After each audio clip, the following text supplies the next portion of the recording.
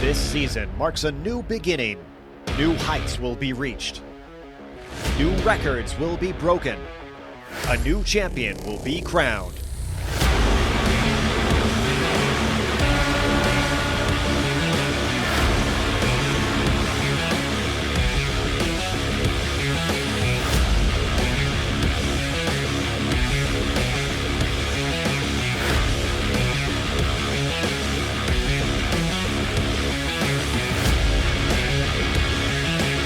Competition, commitment, excitement.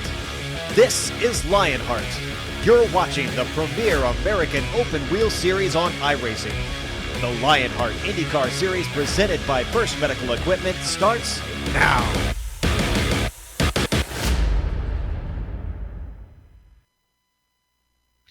Mark Twain said, "History doesn't repeat itself, but it often rhymes."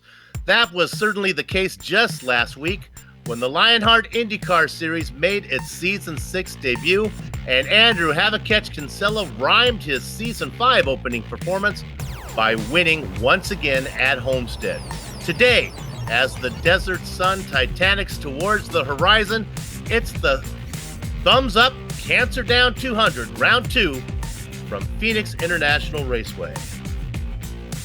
From the Grand Canyon State, welcome to the Global Sim Racing Channel and the Countdown to Green presented by SimPit. GSRC will show you all the on-track action live as it happens, but first, as cyberspace flows into your place, over these 15 streaming award-worthy minutes, we'll bring you all the storylines, all the stats and facts you'll need to appreciate the simulated Dallara IR18 action that will immediately follow as we count down to green for the Thumbs Up Cancer Down 200. And here to do all that is Soups and Crackers, yours truly, Bill Soups On and Sean Crackers Ambrose. The Doctor of Pit Topology, Amjad Yaman, is the director, armed with cameras provided by the Ansel Adams of iRacing, GSRC's own Dougie Beard. Now, it looks like my partner has chased down somebody worth hearing from. Crackers, who do you have? Soup, I've got Jason Galvin. Let me get him in here. Jason Galvin, driver of the number 42. Brand new IR18 machine. Jason, good evening, my old friend. It's good to have you back in the booth with us. Talk to us about our sponsor tonight, Thumbs Up Cancer Down. I know it's a passion project of yours. We'd like to hear more about it. Yeah, Sean, thanks. Great to have you back, by the way, and excited to be here. Thumbs Up Cancer Down means a lot to me. It is a charity that is based out of Bakersfield, where I currently live and have worked for a long time. Thumbs Up is, we put it on a race car at no cost to them. I always like to reiterate that to people. They're not spending $1 to be on a race car. I pay for that. I pay for this here tonight on GSRC. They do this amazing thing. There's a lot of groups out there who raise money to fight cancer, and I bless them all. We need it. We need it. We need it. We need it. Thumbs Up is out there to support those who are already fighting cancer, who a cure might not be reached in time to save. And what they do is they provide support, and they do it in two ways. They have a kind of like a social media type platform on their website, Thumbs Up Cancer Down.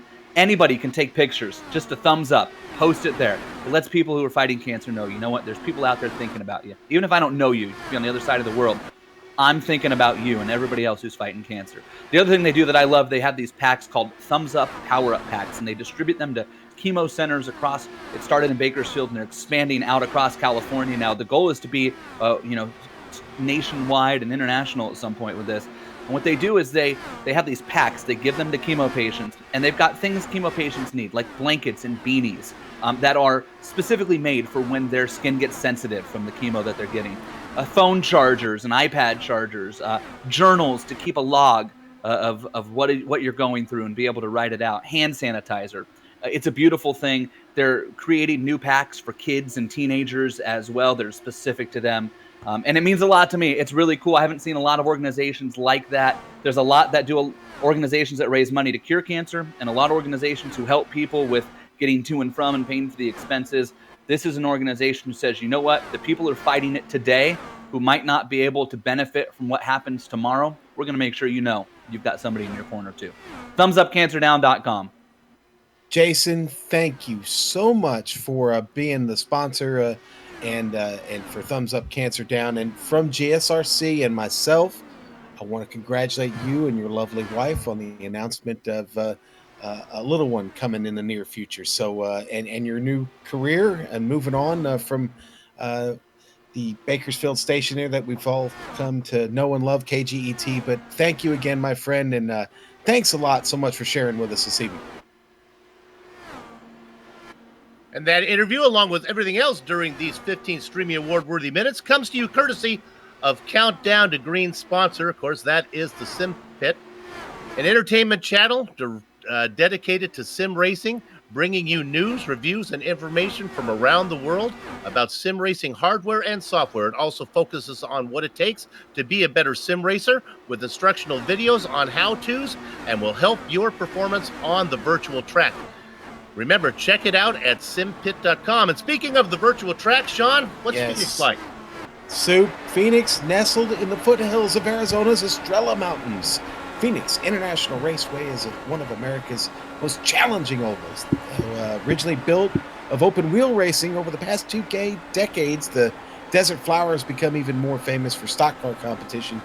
You know, with its short front straight and asymmetrical layout, including a trademarked left-hand dogleg on the backstretch, this demanding 1-mile circuit has been a favorite with top driver talent since it opened in 1964. You know, it's relatively flat. Turns 1 and 2 and the dogleg are banked at 10 and 11 degrees, but turn 3 and 4 even flatter, slanted somewhere between about 8 and 9 degrees. You know, really the best way to get an idea what this place is like is to jump on board the GSRC IR18 and take a lap around Phoenix.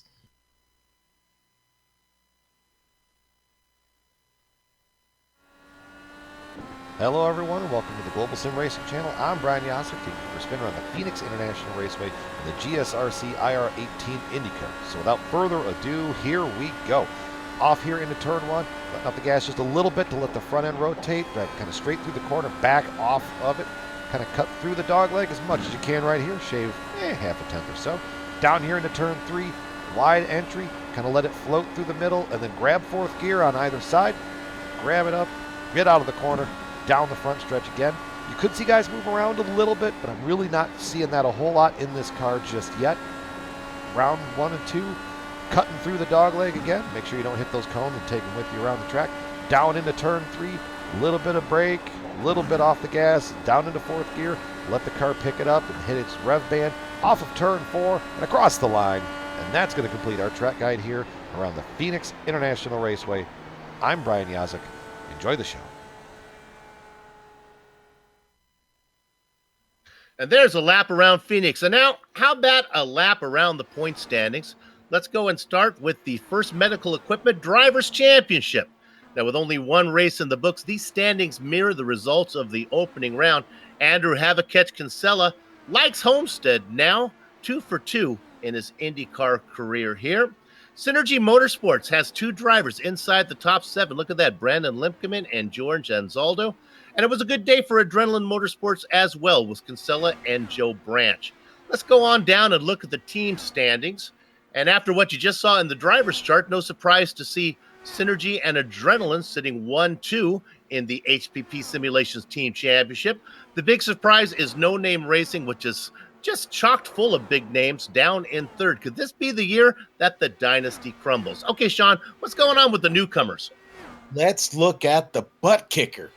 Rookie of the Year standings for 2018. Ken Hacker leads the way right now, followed closely by Destin Johnson there, 4 points behind. Workman, 6 points behind. Sam Ryman, GSRC's very own, sitting there 4th. Brian Beard rounds out your top 5. Cordy, McKenna, Dupree, and Weaver take the 9th. So 9 rookies this season. A pretty good rookie crop, and everything's still looking pretty tight. Now, let's move on to the Sim Money standings real quick and take a look where we're at there. 1 race in. Pierre Degla sits at the top. It's a sweep at the top. No Name Racing. Degla there with 262,000. Jason Galvin just behind him. Krahula with 195,000 there, just short of that 200,000 barrier. Brian Yazek there. We got Loud Pedal in the mix, 4th there in the Sim Money standings, and Ken Hacker running out the top 5. Good to see an independent up there fighting hard for those Sim Money System points. Soup brought to you by JC Accounting and Payroll this season. Certainly you want a accounting firm looking over the money there, Soup.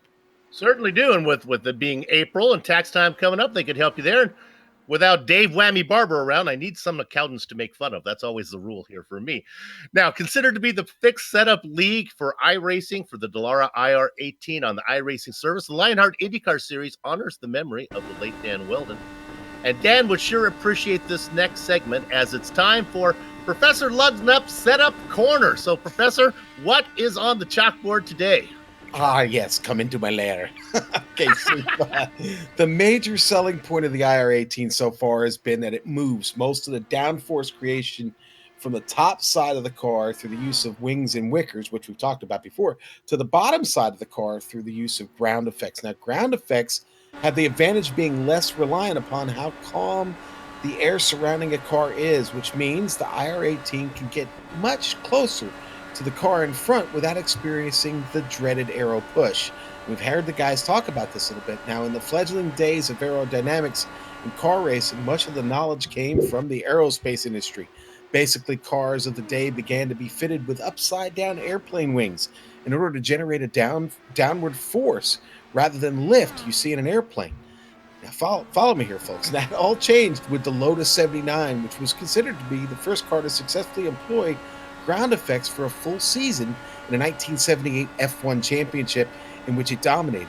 Now remember, you can see the Lotus 79 race in the Lionheart Retro Series presented by HPP Simulations. Hey, excuse me, Professor, but am I correct that while the topside aerodynamic relies on Newton's third law that generates downforce, ground effect cars rely on the Bernoulli principle that states an increase in the speed of a fluid occurs simultaneously with the decrease in pressure? Soup, you're a great student. Yes. So the underside of the IR18 is shaped such that bodywork on the bottom of the car rises the further back you go. This means that the air enters in from the front in a limited area, quickly rushes in to fill all the space it suddenly finds before it. This causes the air to accelerate, and as Bernoulli predicted, creates a low pressure area under the car. In plain English, fast moving air can create low pressure, aka a vacuum. This is how the IR18 turns a small amount of air into a large amount of downforce and allows us to enjoy closer IndyCar racing than you have ever seen before. All right, so we've talked about the track, we've gone over the points, talked about Professor Lugnut there. Now let's quickly go to the series details. Yes, the Season 6 series details brought to you by SimPit. Round 2 of 24 this evening in this glorious Dallara IR18. And we talked about this setup and how it's been adjusted to really relate to the league as a whole and not favor any one driver. Cash and prizes this season, Soup. More records being smashed this year, totaling almost $6,500, $6,402 to be exact. But who knows? That could increase before this season is up. What's the weather look like, Soup?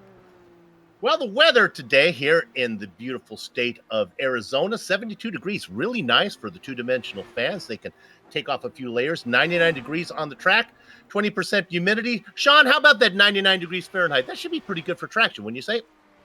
Soup, I think it's going to be just fine. I talked to a couple of drivers before we got going here tonight. Man, the car it's stuck. Feels good.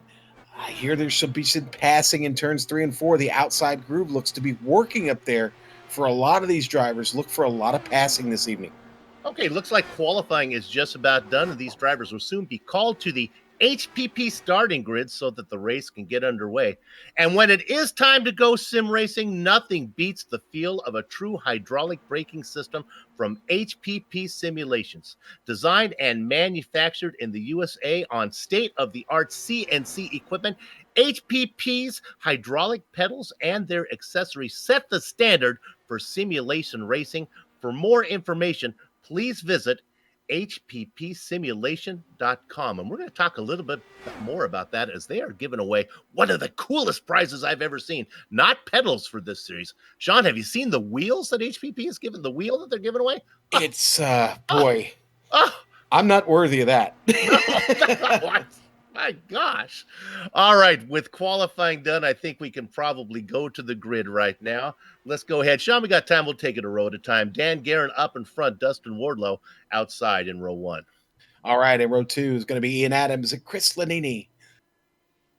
And then in row 3, it's going to be actually Scott Johnson in the 4th position. Chris Lanini is going to be inside of row 3, and Isaiah Dupree in 6th. Okay, row 4, Ron Hacker, Pierre Degla. Sorry, I'm messing everything up there, Soup. All right, here we go. It's Neidendegla in the 7th position, Ron Hacker in 8th. Now we go to 5th position, to row 5, Bart Workman and Joe Branch. Let's get off of this overlay. Let's go to the next one. Sean and I are going to do better on this one. Okay, you're up first. 11th. All right, row 6, Mike Goodman and the Racing Kangaroo, Michael Gray. In 7th is Woody Mahan and Chris Stouffer. Row 8, Adam Blocker, Brandon Limkeman. Brandon Limkeman. Hey, don't let Brandon Limkeman in the Back Markers United meeting. He's not a back marker. He'll come for the donuts. Don't let it happen. Ken Hacker and Brian Greenlee in row 9. Row 10, the Big Joe Show, Big Joe Hassert and Andrew Kinsella. Let's keep rolling as we move to the next one. How about lucky row 11? It is our pre-race interview, Jason Galvin and Bob Mikas. Row 12 tonight is occupied by Dylan McKenna and Brian Yazik. In lucky row 13, Jack Bogan and Stefan Larkamp, the rookie from Pennsylvania. Making his debut tonight here in the IndyCar Series. Row 14, Joe Canagan Flanagan and Tony Showen. Down in the 29th positions, James Grahula. He's going to be inside of Mitchell Moeller. All right, Soup, row 16, it's going to be George and Zaldo on the inside. Samuel Ryman there in 32nd. Justin Weaver and Ed King Tutwiler fill up row 17. Row 18, Scott Bolster and Peter Edwins. Vincent Blumenthal and Matthew Merther after them. Row 20, going to be Brian Beard and Dave Cordy. And I believe we got to go even a little bit farther with Robert Bluen and Rory Collins filling up 41st and 42nd. My goodness, a full field. Do we have cameras on cars today, maybe? Soup, we certainly do. Brian Yazik going to be in that HPP onboard camera tonight. Looking forward to riding on board with him several times. And then we're going to go on board with the Big Joe Show, Big Joe Hassert. And that Big Joe Show camera, the number 11, will be on board with him all night, I'm sure. And then the last one is going to be Jason Galvin in a number 42, the thumbs up, cancer down onboard camera. Really looking forward to riding on board with him this evening. I won't be surprised to see him move up through the field pretty quickly here. Jason, a fan of these flatter tracks. Sean, we got it all done. We got all of our work out of the way. Now it's time to just sit back and enjoy the show. Let's go racing. Dandy Dan Guerin up in front. He's inside of the Candyman, Dustin Wardlow. Pace car pulls off. It's round 2 from Phoenix. Gather at the chicken steak. Cover me on the cows because the horses are out of the barn. And it is indeed Dandy Dan Guerin leading the stampede down into the first corner. Ian Adams gets the best of Dustin Wardlow. He drops back to 3rd. Scott Johnson in 4th. They battle for 5th position. Isaiah Dupree and Chris Lanini. Dupree gets the best there. The field comes around corner number 4. Looks like we're going to bring them all home safely. First lap is in the books. Oh my goodness, laps are fast here. About 19 and a half seconds. Greenlee and Kinsella back here fighting already. Greenlee finding the way around a little bit quicker though as Kinsella trying to set him up for a pass here, going down into turn 1 here. Oh boy, they are really fighting back there. A little bit of good run as we look at 18th position. That's Andrew Havakech Kinsella coming off a win at Homestead. Not having his way today as they head west. You can see those long shadows here as the sun sinks in an Arizona sky. There's a nice side-by-side battle that we're looking at.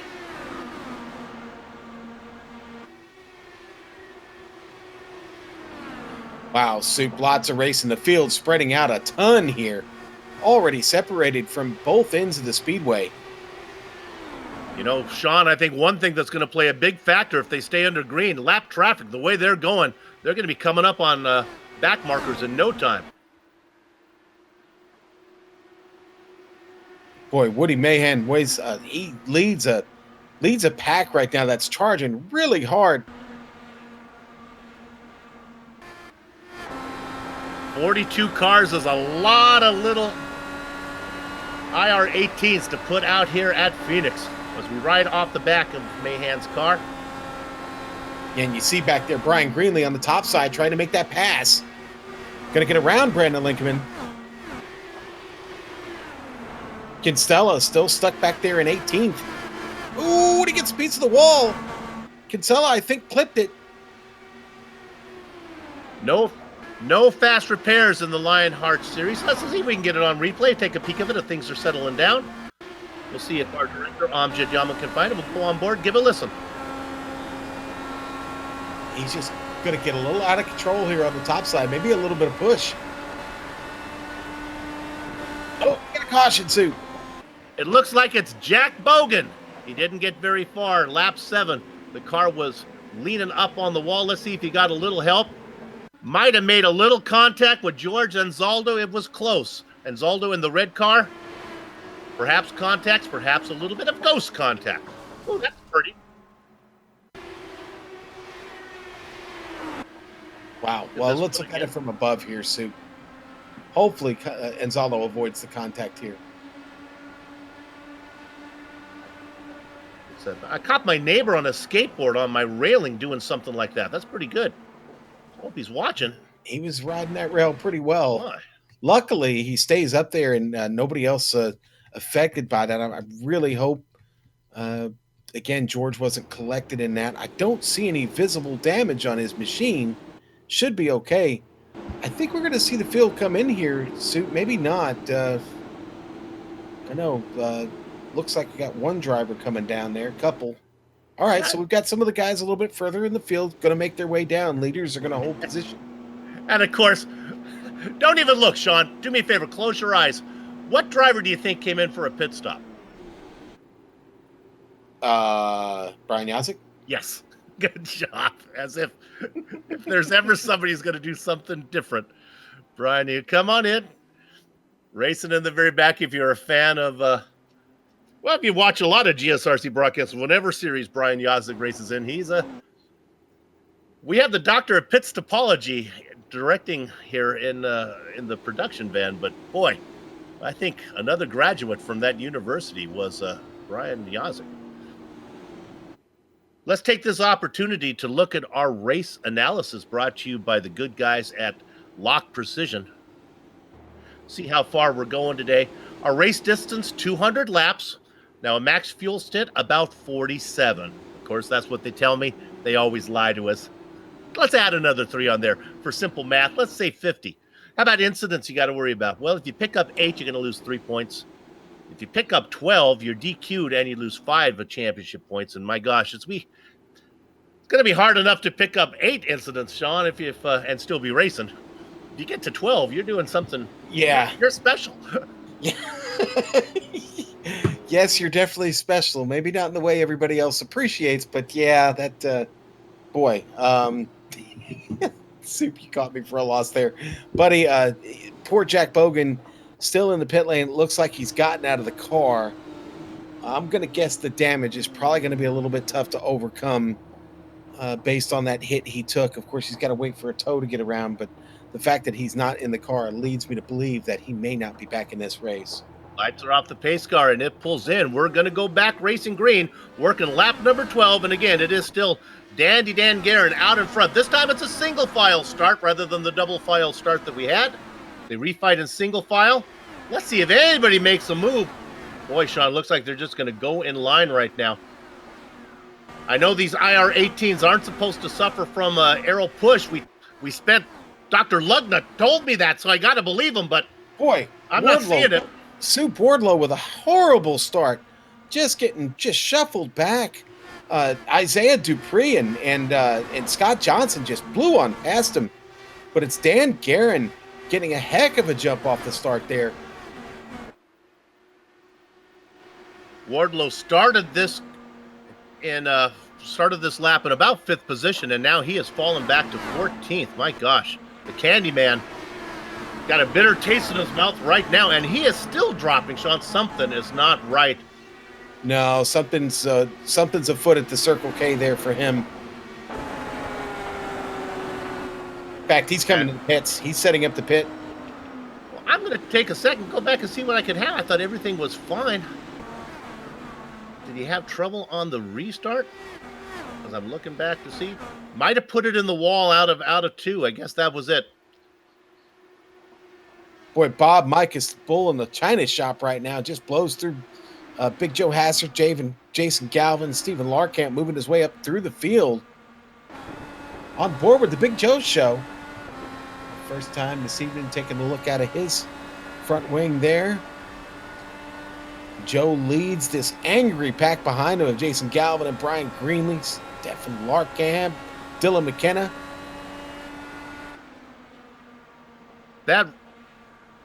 Let's look at Galvin now as we ride on board. He's racing in 19th position, got Big Joe in front of him. That thumbs up, cancer down camera. Boy, look at the shadow that's low sun's coming off the pavement there as he tries to run down Galvin. It's about a car length back. Now we pull away. You can see him try to make a move. In fact, let's stay on this because I think he's got a shot at it now, but he's going to have to wait.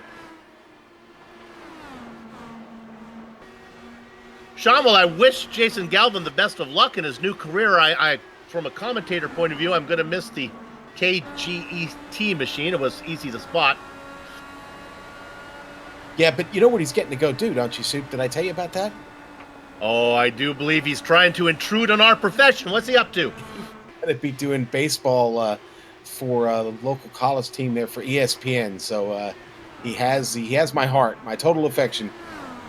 Well, as long as it's not simulated baseball, I guess that's okay.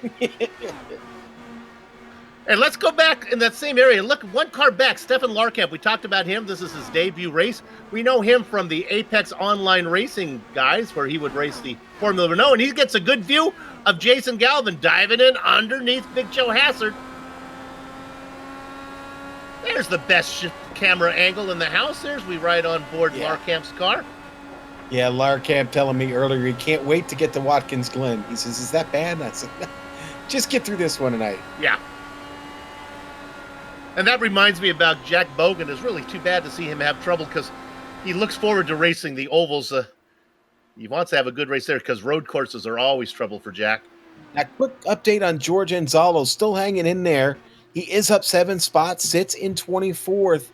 Doesn't look like that incident cost him anything, Soup. He seems to be tracking well. Got Mitchell Moeller and Brian Yazik coming up the inside here. And we go on board with Brian Yazik, Soup. And that HPP Simulations onboard camera, Loud Pedal Motorsports own. Well, it'll give us a good understanding of what 6 laps fresher tires will do for you. And right now, it looks pretty good. He's on the back of Mitchell Moeller trying to find Moeller trying to duck underneath. My gosh! Almost got into George Anzaldo. I think Anzaldo felt it and actually moved away, gave him a little room. They raced Cialis Bathtubs out of 4.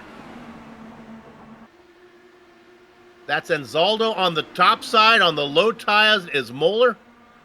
Yazik back there in the popcorn position. Right behind him, he got Vincent Bruthal and Tony Schowen. This is the best racing on the track right now. Up. Uh-oh. Dan Guerin has gone. Dandy Dan, something has happened. Oh, he's back. Nope, he's there.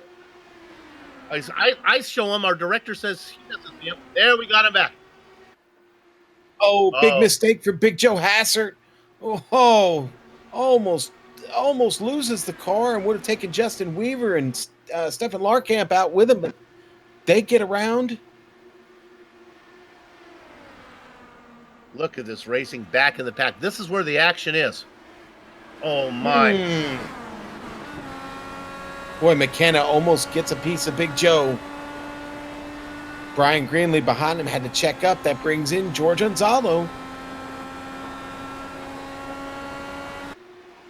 We look off the back. There's George. Passing very difficult. Just to follow up on Brian Yazik, remember he came in with he's got that fresher rubber. He is currently up into 25th spot. It's almost impossible to cover the many battles that are going on right now. Limpkeman and Workman here side by side. This is for 15th. Oh boy, Workman right up against the wall.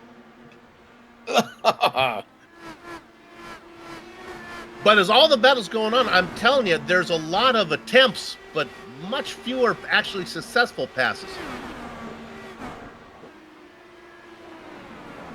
Soup, I'm just so impressed with these guys having a lot of time to get these cars ready, get new paint schemes together and everything. Really, really hot paint jobs on this track and a lot of variety out there. Almost a little easier to pick up some of these drivers in their new liveries. It is. So it's going to be fun to learn them as we look at Bob Mikas. Still riding with the Von Hansen's meat market there. That's the way it should be. But he's got a little bit of pressure there. Somebody smelling a little bit of that meat.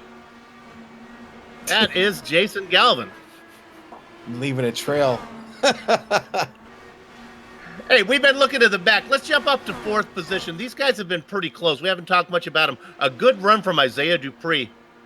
He's being stalked by Chris Lanini. They race for 4th. Yeah, they're about a second and a half behind Johnson. Go ahead. Impressed with Dupree. So far, we get a caution. Hacker. Oh, it was right. Ken Hacker. Hacker. Yeah, it was Ken all by himself. It loses the car there. Oh, I think everybody gets by. Boy, and it finally comes to a rest. That car got upside down. He pirouetted a few times on the roll bar. And then the car decided to come back around. Yeah. Think he got an apron, but super real quick, we're going to take a break. You're watching the Global Sim Racing Channel. We'll be back in just a few. Don't go far.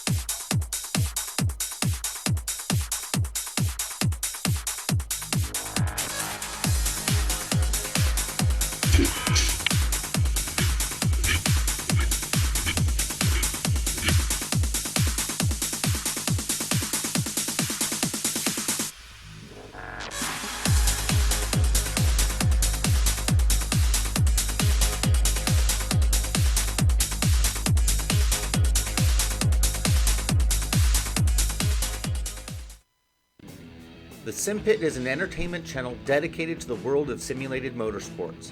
The Sim Pit is a leader in providing the sim racing community with news, reviews, interviews, DIY pieces, and instructional videos to make sim racing a better experience for all. Check us out at thesimpit.com or go to YouTube and just search for The Sim Pit.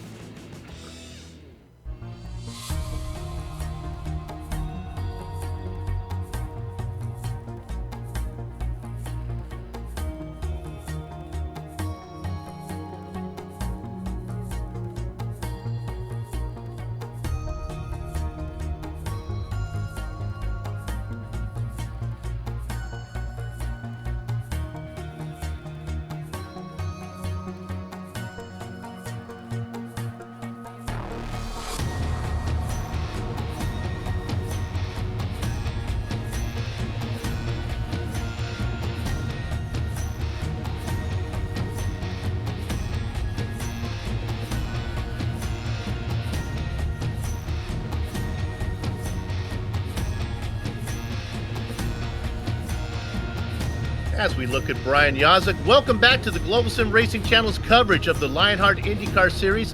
Thumbs up, Cancer down 200 from Phoenix. We are currently under yellow, working lap number 37, about to go 38. If you're a sim racer looking to add that missing driver-to-car connection, bringing more realism and immersion to your sessions, butt kicker products are the way to go. Unlike a subwoofer that moves air and loses accuracy and force, butt kicker products move actual mass, producing a haptic immersion that's powerful and accurate. See all the family of products at thebuttkicker.com. Use the promo code LION20 to get 20% off your order. And all the promo codes for their sponsors here in the Lionheart IndyCar Series can be found in the description here on this YouTube page that you're watching right now, folks. Well, that's good because there's a really good chance that the commentators are going to get that promo code wrong, but I'm confident it is Lion20. Okay, we are coming back to green. There was a little bit of some incidents on pit road as Ken Hacker got turned a little bit by Pierre Nightingale, but they got that sorted out. And now we go back to our leader, Brian Yazek. Yazek did not come in for a stop. Remember, he came in for that early stop? Well, he's the only driver that stayed out. Oh! Woody Mayhan's around. Oh, and he gets clipped by several drivers. George Gonzalo couldn't avoid him. Oh, just absolute madness. Poor Woody. He just didn't have any grip there yet, Soup, and the car started to come around and the melee ensued. Yeah, what happened is actually Anzaldo trying to avoid him, we'll get an on-track camera, he actually got a little bit of a tap from Mitchell Moeller when he was trying to check up. Maybe we might want to go on board with Moeller to really get a look at this one. Oh, the attrition level picking up. We'll see if our director can do it. We might have it. All right, first we're going to look at it from George Anzaldo. Well, he's going to get a great view of it, unfortunately. Yeah. George might have cleared him. George might be okay. Maybe. Mitchell, yeah, we'll take a look at Mitchell Moeller. Poor guy. This is you want to look up the Constantina effect. This is it right here as Moeller gets going and he sees the problem, and poor Mitchell's trying to get off the throttle. Here we go. You ride on board. He gets off, but just gets in and turns him. He's okay, though. And I think George is going to be okay as well.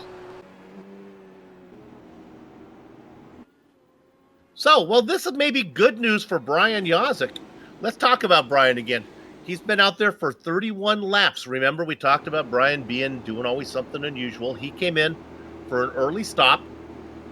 He had about 8 laps fresher tire than everybody else.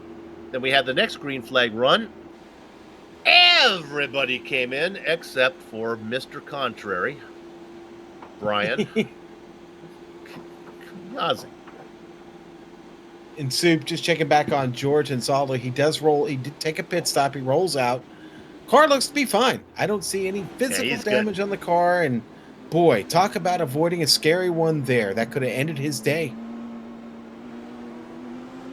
We talk about ghost contact. I think that was a little bit of ghost no contact there, as he clearly got a little bit lucky with the car, taking some unusual angles, confusing the net code. Somebody is having an issue. What? Samuel Ryman, can we get a replay on Samuel Ryman? What the heck is Robert Bluen doing? Can we get this, director? Samuel, what did you do to Robert? Oh, well, Bluen drove right into him. He gotta be a throttle stick or some type of hardware issue. It could be I think that might have been a connection issue, Soup. There he goes. We've lost. Oh, he does. Our director's saying at this point he doesn't see anybody. Unfortunately, he did a good job of missing the guys that were there, trying to race offline until it came through. Oh, that's a tough break for Samuel Ryman. And for Robert as well. He's going to drop out of it and way back at the end of the field. Wow. Strange things are afoot this evening, Soup. It's a lot more interesting if he wasn't suffering from some type of a dropout, if it was really more of a rage thing. I'd kind of like to go with that story, but I don't think Robert is the kind of guy that would do that. No, he's Canadian. He doesn't Well, feel then, rage. all right, then what am I Jesus, what am I thinking? I mean, when was the last time you've heard of a Canadian in rage, right? I mean, come on, That's seriously. right.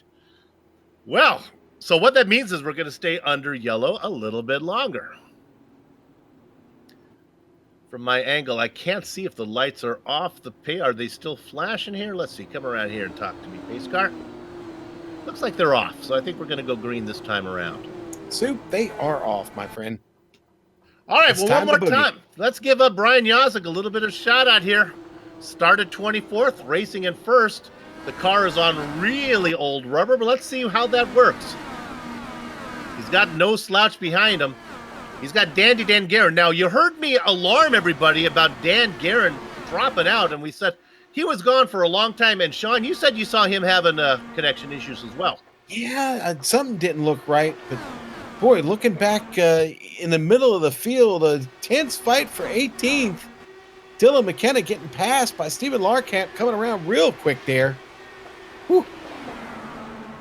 Now McKenna going to try and fight back. Looks like he's in like a Peter Max paint job or something there, Sue. Okay, that's good.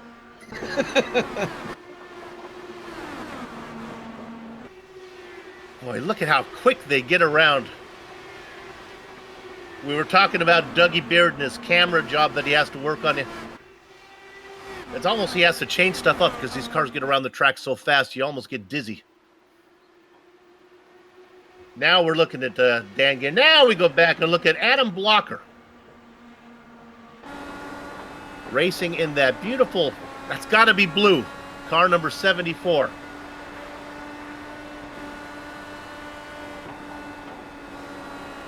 Boy, Go ahead. oh, I was just going to say I'm watching things here, still a little bit further back, here in the just outside the top 10. Jason Galvin and Bob Mikas having quite a battle here, side by side, and coming along on the top side with Bob Mikas. He's got Bart Workman up there and Justin Weaver in that Moby Dickey's IR18. McKenna just gets Larkamp. Larkamp gets McKenna back. Boy, good fighting going on back behind. That's where the action is up front. There is no passing being done. Oh, those guys are playing the patient game. The rest of these guys are all just trying to climb the ladder here, Soup, and be relevant somewhere near the top 10. We have knocked out a quarter of the race, 50 laps down. My timing and scoring lights up every time there's a pass made, and up front, oh, look at this. This is some interesting stuff going on here. And now we move up a bit.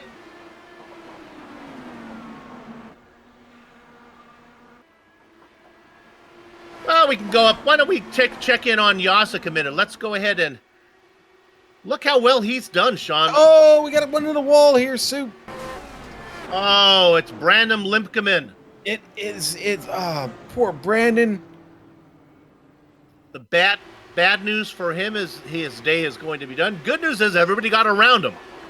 Yeah, and it's a self-spin. He looks like he maybe got a little bit too much of the apron there on the yellow line, and the car just runs right up to the track into that safer barrier. Let's look at it from above. It just does not end well for Brandon. Brandon is going to finish about 36th position here today. This is coming off his best result ever in a career result of a third last time out at Homestead. Now, once again, I must emphasize, even though he is going to finish about 33rd. Don't let him into the Backmarkers United meeting, Sean. You know that happens. They come in, they want the bear claw, and you got to earn your backmarker certificate. That's right, you do, Sue.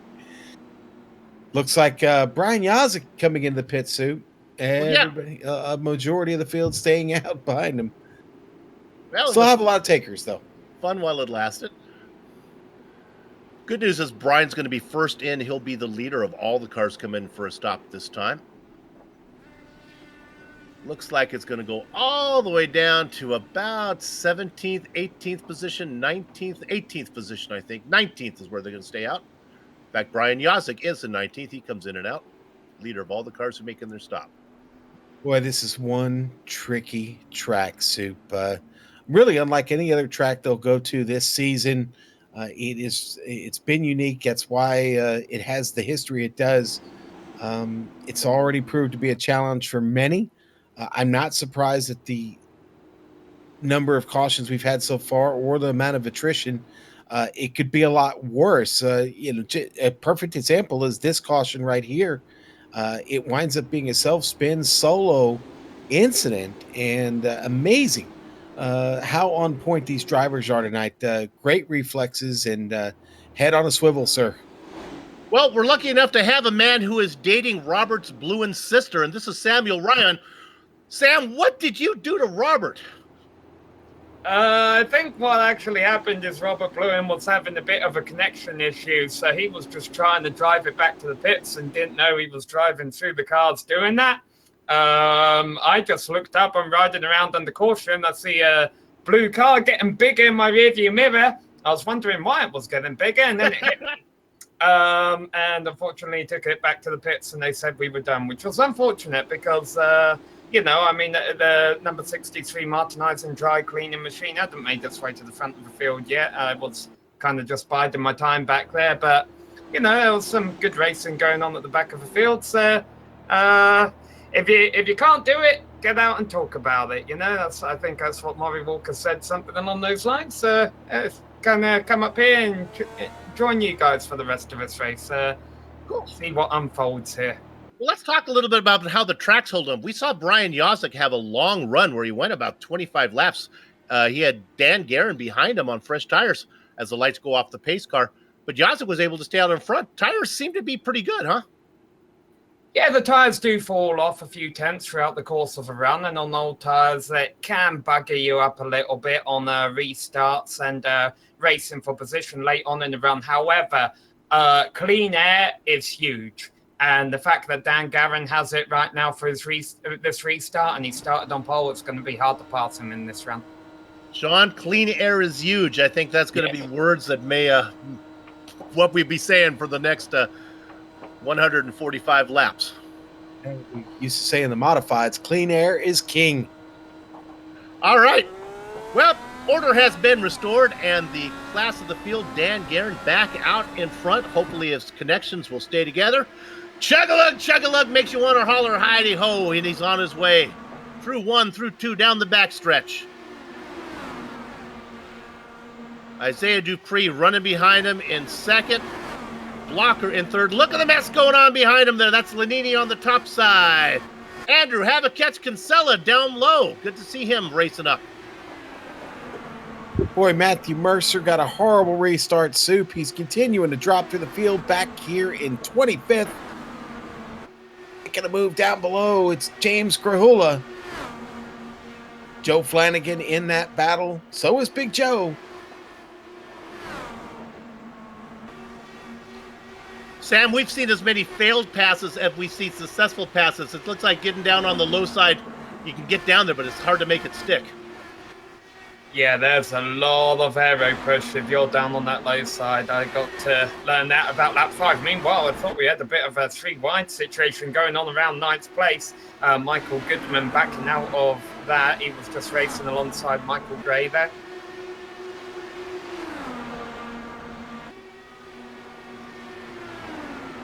We look at that. You're looking at your hard charger right now, Justin Weaver. Yeah, I'm keeping an eye on that one. Weaver right now has got Bob Mikas all over him there. Oh, there's McKenna. What happened on that when you saw it, boys and girls? You don't need me to tell about it. Bob Mikas almost got into the back of Weaver, said, "Oh, I'm too close." Backed off a little bit. Forgot to tell Dylan McKenna. McKenna almost got into the back of him. God, I love that Dylan McKenna paint scheme.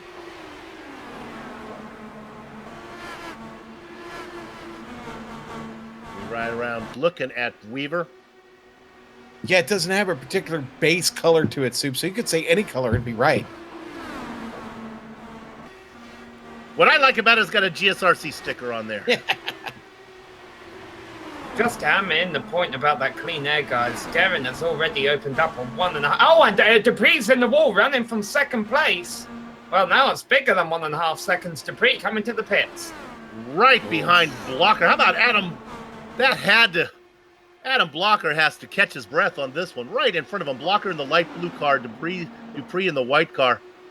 Well, what Isaiah did really well there, Soup, is that he kept the car up in the wall and that car didn't shoot back across the track, as you're going to see here in the replay.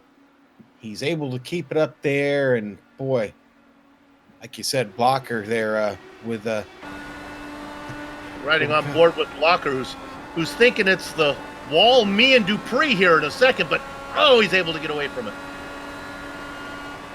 I see what you did there. Ooh, and it looks like Dupree is going to take that car behind the wall already, Soup. It's a shame. More attrition. He had a great run going, too. I mean, really, since the drop of the green, he had seemed to be doing everything right. One small mistake, and he's gone. McKenna being challenged by Bob Mikas. Boy, these two have been really slugging it away here for several laps, Soup. Could be a ticking time bomb. Sam, this is quite a train here for 10th with McKenna, Mikas, Larkamp in the mix. Look at this one. That's Moeller up on the top side. Ron Hacker back there. Yeah, there's another pack going on right behind them. That's three wide right now, coming out of 4. Vincent Blumenthal right in the middle of that. Scott Bolster ahead of it. Bart Workman, Joe Branch side by side. Yeah, Galvin at the back of that mix. We're on board with him here now. Boy, talk about a front row ticket to the show. Absolutely. He's got Joe Branch underneath him. You don't see that, but right to the left is Branch. He's got nowhere to go, and he's got Bolster right in front of him. He's kind of boxed in. Apologies to the cars up front. This is where the action is, back here.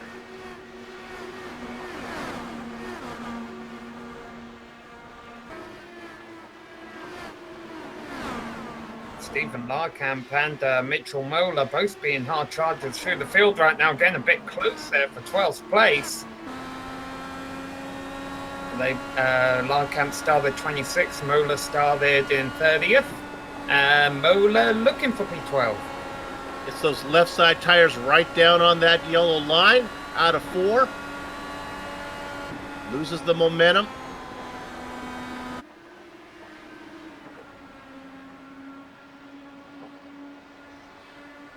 Oh, wow, Soup.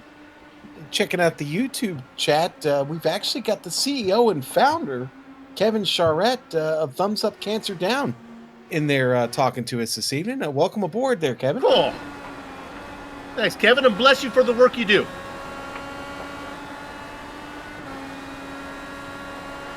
Galvin trying to pull this pass off on that Thumbs Up Cancer Down camera. Look how tight this racing is, Soup. In 19th, he's got Scott Bolster on his left rear.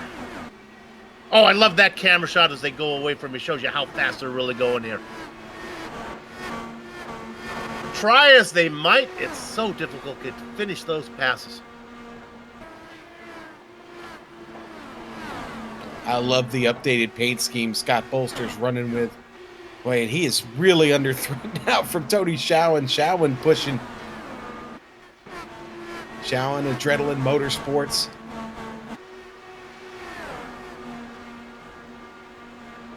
"31 cars on the lead lap still. If we stay green for a while longer, it won't be long till we start getting into lap traffic, although Dan Guerin out there on a 38-lap stint with these tires. Yeah, and these cars can only do about 46 laps on fuel. Granted, that's with all green flag runs. He's only about 10 or 20 laps away from opening his pit window. And then Brian Yarzik sitting back there in 16th will be the driver, I guess, to cycle back around to the top spot. Yeah, let's go ahead and talk about this battle that Yarzik is in, because this is really important. This is going to be a battle for the lead here in a minute. This is Yarzik, and I think that's Stouffer that he's switched, if I have my numbers right. Those are the guys who are both on the alternate pit strategy.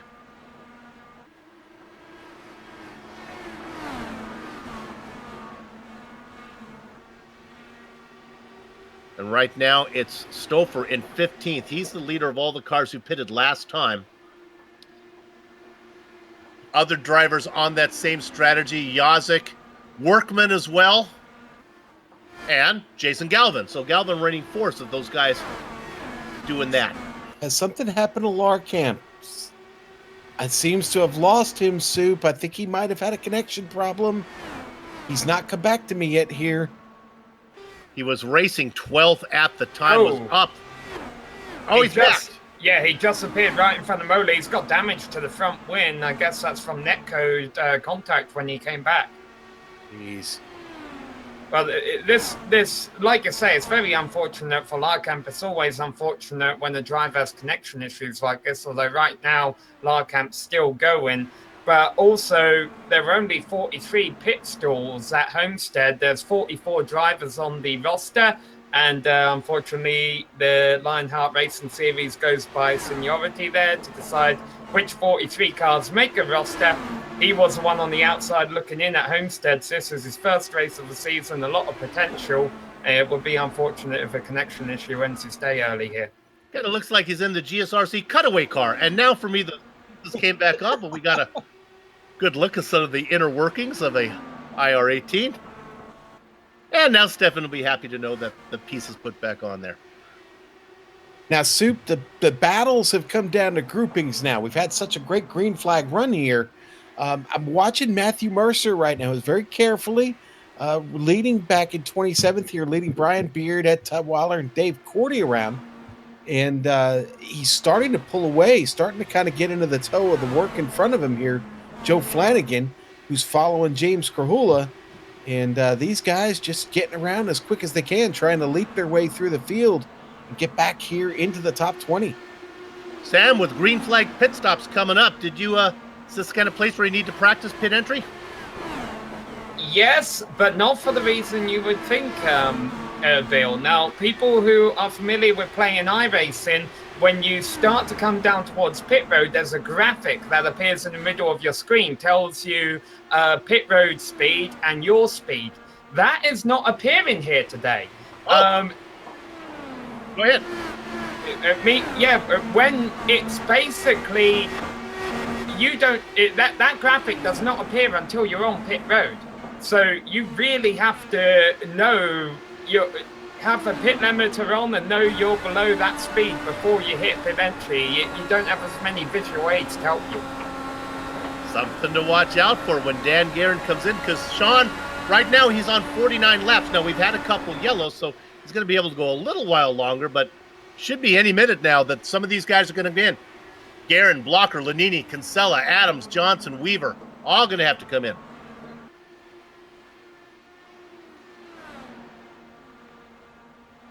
And let's go to Larkamp in 15th real quick, as this is Brian Yazik making the move there. He's left Stouffer behind. Stouffer back in 16th now. Larkamp is not on the same strategy as Yazik and Stouffer. Larkamp working lap number 51. These boys have got to come in pretty darn soon. They're hoping right now, Guerin, Blocker, they're hoping for rivers in China, ribbons around old oak trees, something yellow. Yeah, well, Soup, I'll tell you what, the max fuel room is supposed to be at 47 laps, so we definitely know they are pushing it right now. Rule of thumb is to always add 3 onto that one. That's my rule. It would suck for Guerin if this happens to him 2 races in a row. If I recall correctly, he got trapped a lap down that Homestead for pitting before yellow flew. Brian, not easy being Greenlee in 25th position. Just glanced it off the wall. That's a fun little battle to look at. Well, actually, he's a lap down, so he's in the mix there with Showen is in 20th, Galvin in 22nd. There's a whole mixture of cars back there. These all on the lead lap, Bill.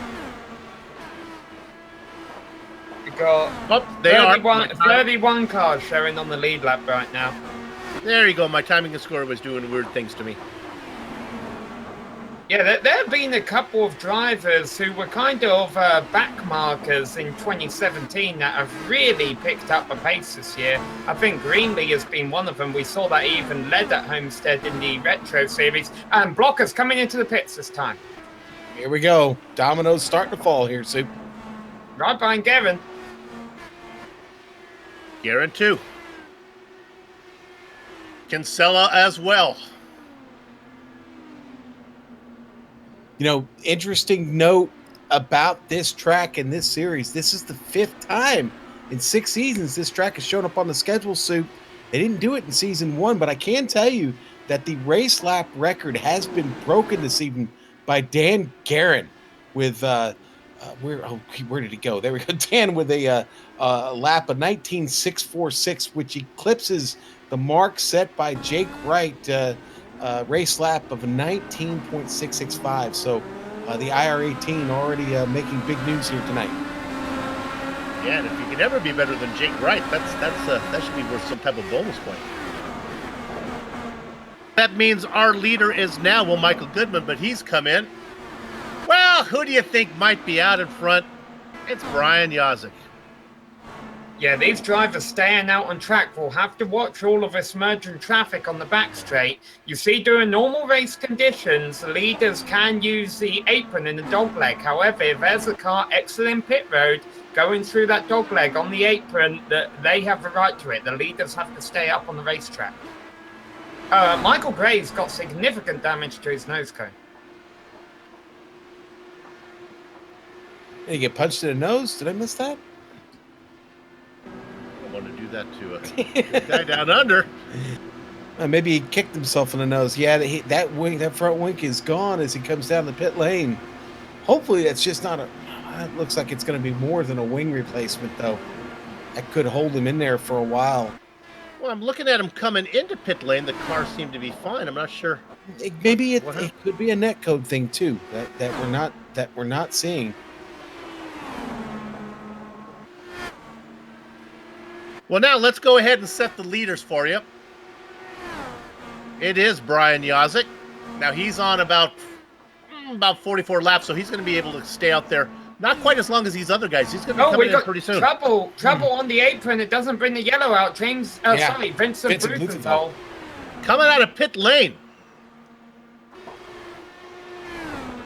Sean, he got on the throttle and the rear end came around on him. Well, yeah, Soup. I mean, you got to be a little easy on it. You can't just gun it. Maybe just a little bit of a mismanagement of that throttle as he got off the line there. Car going to snap around on him. Yazik and Stouffer have to say, come on, throw the yellow. Well, fortunately, he doesn't get up into that racing line, and it does keep the yellow, in the stand. 12 cars on the lead lap right now, looking for something. They don't want misfortune to befall anybody, but they'd like to see a yellow flag come out so they can do the stop under yellow. Yazik, Stouffer, Workman, Schowen. Jason Galvin in 5th. He is our featured driver today. Yes, he is, Soup.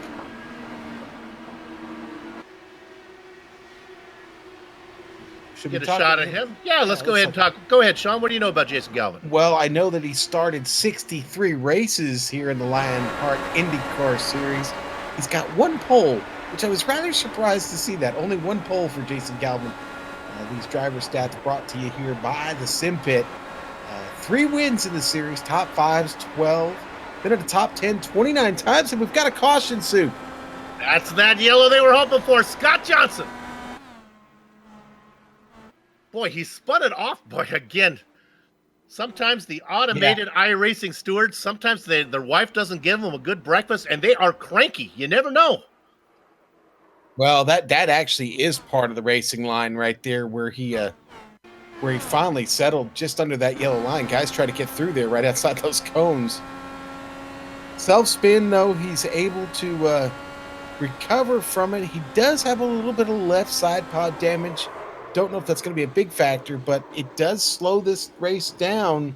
And Soup, it allows our leaders, the top 9. Top 9. I'm giving it in reverse order. Brian Beard, Rory Collins, David Cordy, James Grahula, Brian Greenlee, Joe Branch, Jason Galvin, Tony Schowen, and Brian Yazik. They are all on 50-lap stint. Their tanks were drier than a syrup bottle after a pancake social. That yellow came out at the perfect time.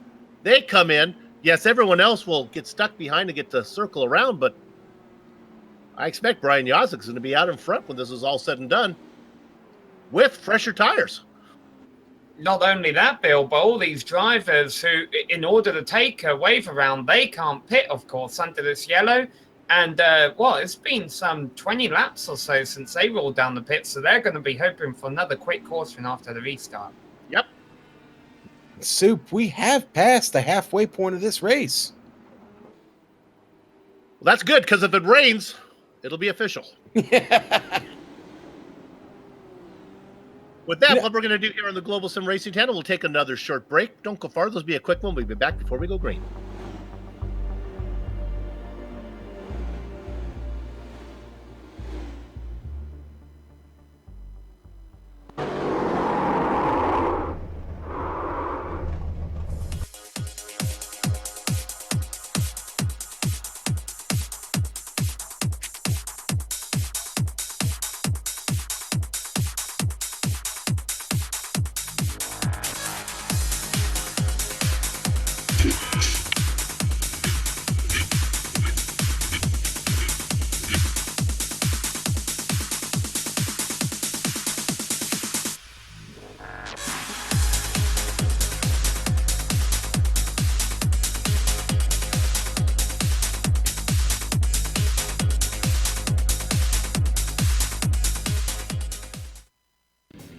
The SimPit is an entertainment channel dedicated to the world of simulated motorsports. The SimPit is a leader in providing the sim racing community with news, reviews, interviews, DIY pieces, and instructional videos to make sim racing a better experience for all. Check us out at thesimpit.com or go to YouTube and just search for the SimPit.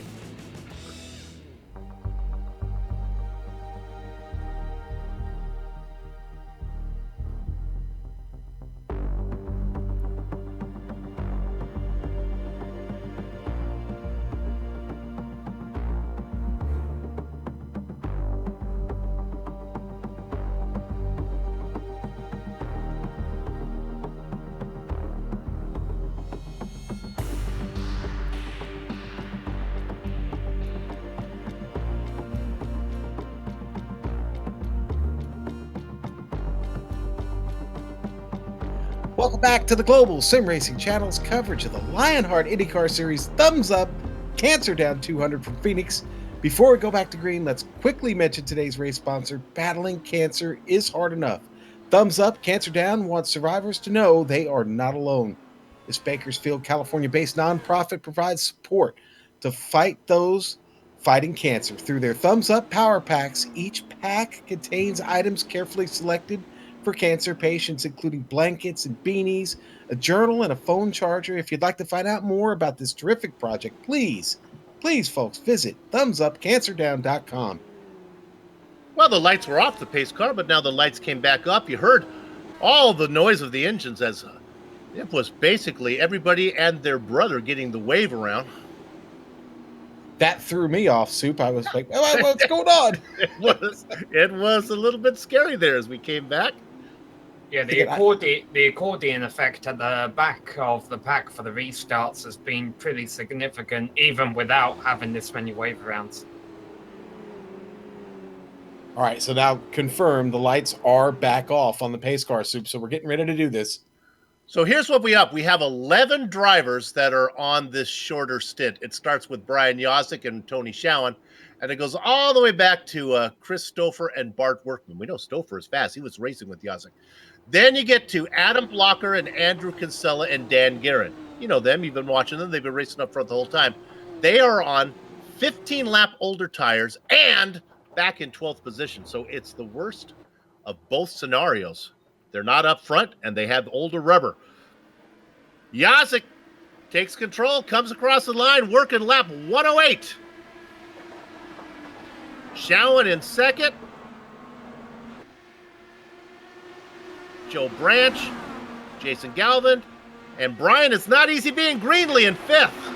Boy, Dan Guerin gets a really, really slow restart. Stuck up on the high side. Or was that Scott Johnson? I'm sorry, it was Scott Johnson. Had my colors mixed up there. I'll help you with those colors if you need. Let me know. Let's look at Guerin in 14th right now. He's steaming. He's underneath Peter Edwin. trying to work his way up. He is not the leader of all those guys, though. It is Andrew Kinsella up in 12th. Have a catch. Yeah. Oof.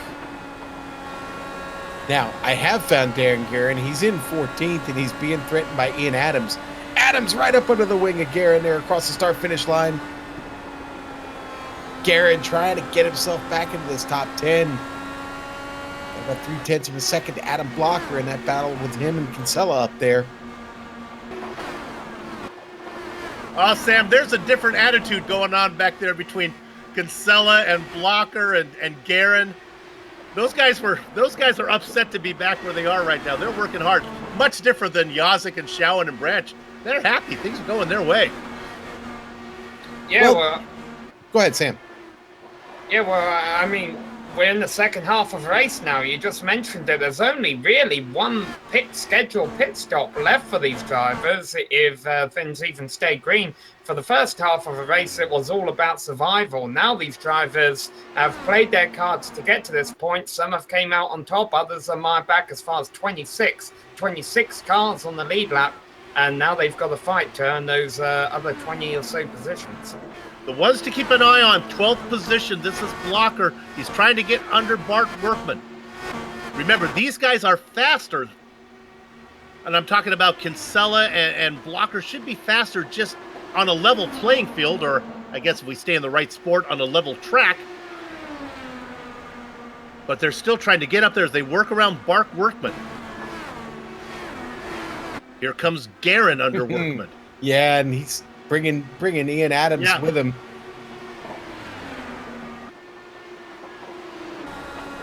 This group, you can see at the very top there on this onboard card, the last card there, that's Kinsella. He's up in 10th. Here comes Adams coming around Guerin. Adams in that Sim Nation IR18.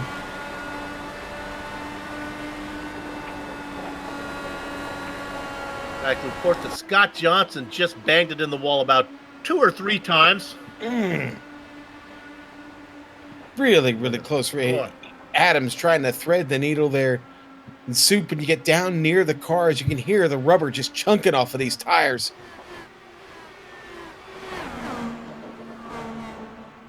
Poor Bart Workman stuck up on top. These guys are in a hurry. Guerin in his number 8. Sean, what color is that car? Is it green?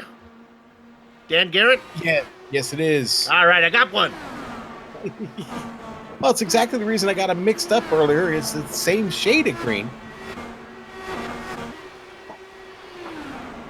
But the rumors of Danny Dan's demise, they have been greatly over-exaggerated by me. He seems to be on his way.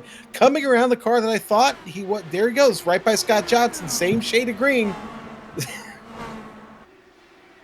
Yeah, you mentioned Johnson getting in the wall a little bit ago. Problem, of course, these cars are going as fast as they are on such a tight circuit. Once the handling goes away, if you graze the wall, it's hard to get it back. So Johnson just trying to stay out of everyone's way up there. But honestly, we would usually say, we got to keep an eye on Kinsella and Guerin and these guys that are working through here. But they're going to be first to pick. That could be an advantage, though, Bill. Maybe so. Let's see. They've got 21. They've done about 30 laps. Let's say they can go another 20. They could probably get home from one stop from here. So, listen, I got to single out a performance here. I almost don't want to do this. Okay, you know what? I'm good. All right. No, come on. That's what we get paid for. Don't. Brian Greenlee is sitting here running in top 5 right now. No, not Brian Greenlee. Having one whale of a run. I didn't know you were going to do Brian. I like Brian Greenlee. Well, I'll tell you what. Krahula. I don't like Krahula as much as I like Greenlee. Talk about Krahula. I'll tell you what. I think this move to Loud Pedal Motorsports is going to work out for him. He's surrounded by some great drivers. We got AMSOIL on the car by Adam Blattel. # Adam Blattel. We talked about a guy who's going to lose his backmark United car. Brian Greenlee's certainly doing it. The showings that he's putting in. And just 2 spots behind them. Rory Collins opted to not turn the lap during qualifying, so he started dead last in 42nd. He's up to 7th. And then give a shout out to David Corti running in 8th place as well. He was basically running a bunch of organising the races last season. I know that's what he was doing over in Retro, but he's proving he's no slouch out here on the track tonight. Boy, Stouffer and Kinsella side by side here. Adam Blocker coming around the outside. Kinsella on the bottom fighting hard, trying to hold the grip down there. There's Dan Garrett in the mix. Soup, but it's an intense battle to be in the top 10 here. Yeah, you look at these guys, and I'm going to get in trouble here. I'm going to do a little math, but this is the Global Sim Arithmetic channel, so I can do it. I don't think that Garen can get to the end. I don't think any of these guys, they can only go another 15 laps, let's say. That's only going to put them to lap 143. They're going to have to stop that and one more time. That's different. I think that Jacek and Shaun and those guys can do it on one stop. But if they have a lot of cautions in that final stint, in the final 50 laps, Bill, they might be able to stretch it. Wow. This has been fun, Soup. So glad to be back with the Lionheart IndyCar Series here. Looking here at 19th place. Good battle going on there. Weaver, Brian Beard up there. Weaver trying to get around. Mitchell Moeller in this mix, Soup.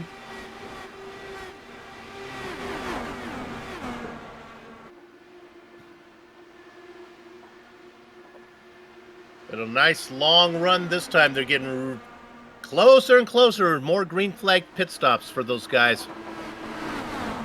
Beard right up against the wall that time as they get by just below. Weaver able to get around in his machine, and there goes Mitchell Moeller. Brian going to slip back down in front of Ron Hacker, possibly. Hacker going to move up. Hacker going to stay down on the bottom. Brian Beard in his Poseida bar and grill machine. Uh-oh, I heard something. I guess we're okay. Thought I heard something. Coming into the pits. So the drivers who weren't able to pit under the last caution and took a wave around, it looks like that pit window is opening.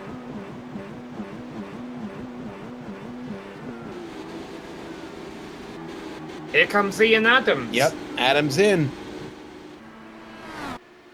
Won't be long till we see Adam Blocker coming in as well. Blocker and Garen, Lanini, those guys are all going to have to come in.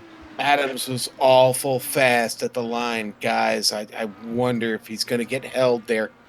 Yeah, maybe that's the magic missing indicator. Yeah, Kinsella. very easily. Kinsella's out. Boy, but he's going to fall. How many laps is he going to go to? He'll be lucky to stay.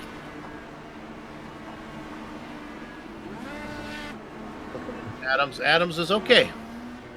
Yeah, Kinsella is 2 laps down. You lose just a tick under 2 laps pitting under green here. And that's Adams coming out right behind him there, as we saw in the foreground. Of course, these drivers want all of these green flag stops to cycle through now, and then a caution about lap 160 or so. Bob Micus is in the pits.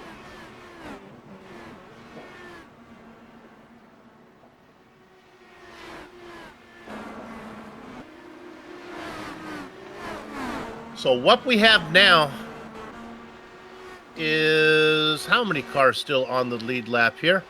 I'm seeing 24. Yeah, but I think we're going to lose a few more of those here. We're going to have to pit here pretty soon, I think. Yeah, but let's go back to Bob Micus. Watch him and Michael Gray in turn 1 here. They're side by side on the exit. At least by the time they get back around to the front straight next time by, Micus is going to be far in front. Because he's got that clean air, he's got the fresher tyres, and that's why these drivers who pitted early really want all these stops to cycle through. And Sam, you just said it. Michael Gray had tremendous push right there. Had to get out of the throttle. Look at the gap now. Falls to over half a second. In fact, for that matter, let's go to Brian Jacek right now. He's our leader. And here comes Andrew Kinsella, 2 laps down, about to be 1 lap down.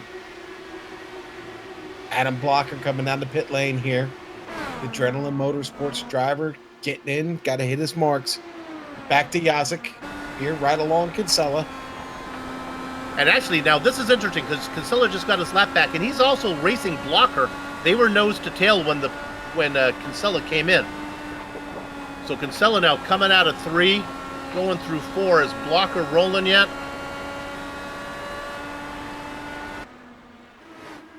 Yeah, Blocker is up. Kinsella's going to get him. Blocker stuck in his pit lane there, so Kinsella not only gets his lap back, but also picks up a big gap on the guy he was racing with.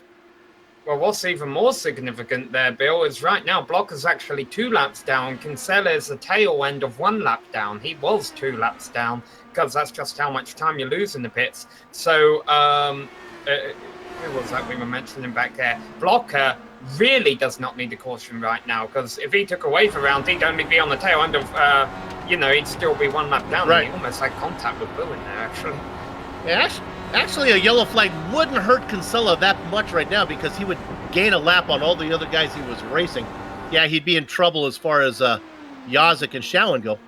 Let's run down your leaders. We haven't talked much about them. Brian Yazik out in front by 1.1 second over Tony Schowen. Not a lot going on here. Now, right behind Schowen, that's Adams and Blocker. Those guys are going to unlap themselves in a couple minutes. You got to go a little further back to Joe Brandt in 3rd. And then after that, it's Jason Galvin and James Krahula. Sean, our featured driver, doing pretty well today. Jason Galvin up in 4th. Yeah, Jason is a quiet run so far for him. But I'll tell you what, loving the new paint on that car and loving the newfound speed here. Dan Guerin coming in. Dandy Dan making what possibly could be his last pit stop here, Sue. I don't think so. Not with, maybe. Sam's right. With enough yellows, maybe.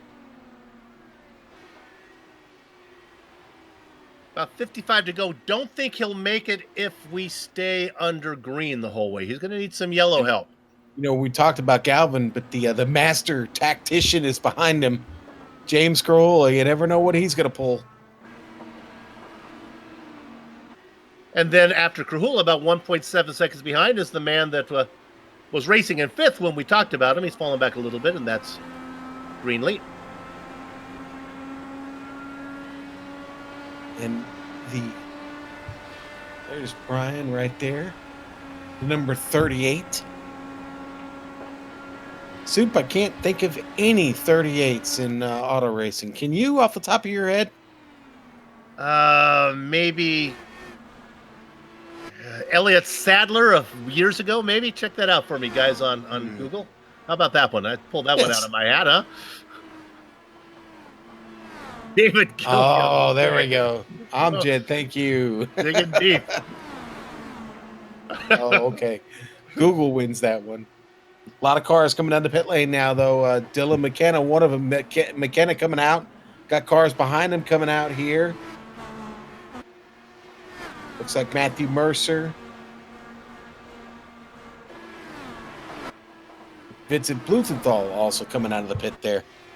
Big Joe Hassert's in. Won't be much longer. These guys up front will be coming in. Yeah, we're about 5 laps away from that magic number, about lap 154, where you're guaranteed to make it to the end.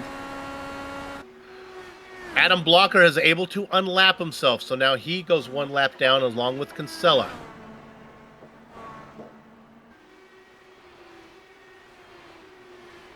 Well, we got this field all jumbled up now with these pit cycles going through, Soup. And Joe Branch being in is quite significant. He's one of the drivers who pit under the last yellow, correct? Yep, absolutely. And with 49 to go, I think he milked that one. I think Joe Branch is done if we stay under green. So now we have a real battle for position here. This is Galvin, Krahula, and the guy back there in the popcorn position, that's Justin Weaver with fresh rubber, racing in 20th. Oh, Chris Lenini out, spinning out of turn 4. That's going to bring the yellow out at the worst possible time. Wow, and Chris just loses it all by himself. We got the replay coming through here. Nobody makes contact with him. Watch this replay. I'm honestly surprised, Sean, it took until this one in the race for this to happen. This was happening to a lot of us during practice, that if you just got a little too high on the extra 4, there's no grip out there. I don't know if it's a camber of a turn or something like that up there. It just spins your car around.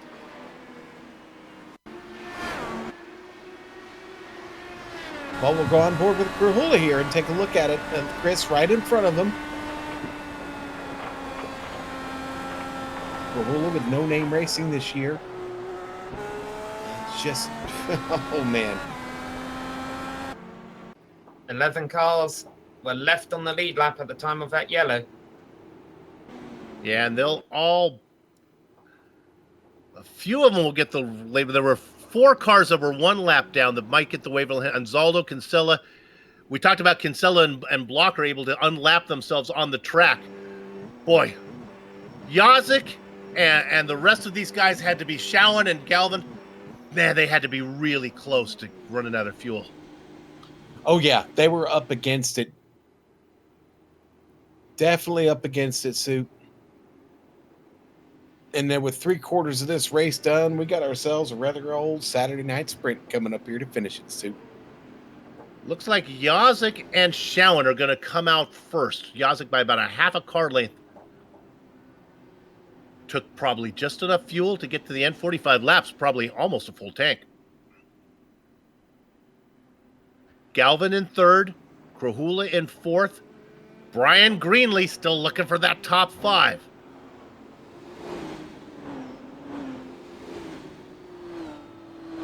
Now, in front of Yazik, the guys who got in front here, Blocker's going to get the wave around. Edwin, Kinsella. Those are the big names that'll get moved around. They'll come up to the very back. They'll be back in about 12th or 13th, if I'm figuring this out right. Well, I'll tell you what, if Kinsella's going to go back, back. Yeah, these guys will have to pit, right, Sam? These guys, they can't take the wave around. They got to come in for fuel. No. If they get... They're hoping for another caution, Bill. Okay, basically. All right. Yeah, they're going to take a wave around here, because why not? You're racing these cars about 200 miles an hour on a 1 mile circuit, and things are going to get dicey in the last 50 laps.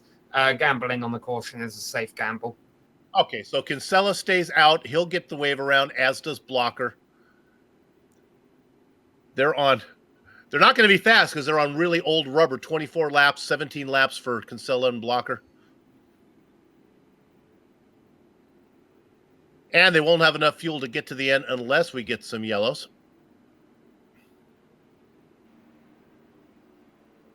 But I'm telling you, I don't think Brian Yazik is coming in again, Sean. I don't care how long or how close we get to the end or where the yellow falls. I think he is so happy with clean air.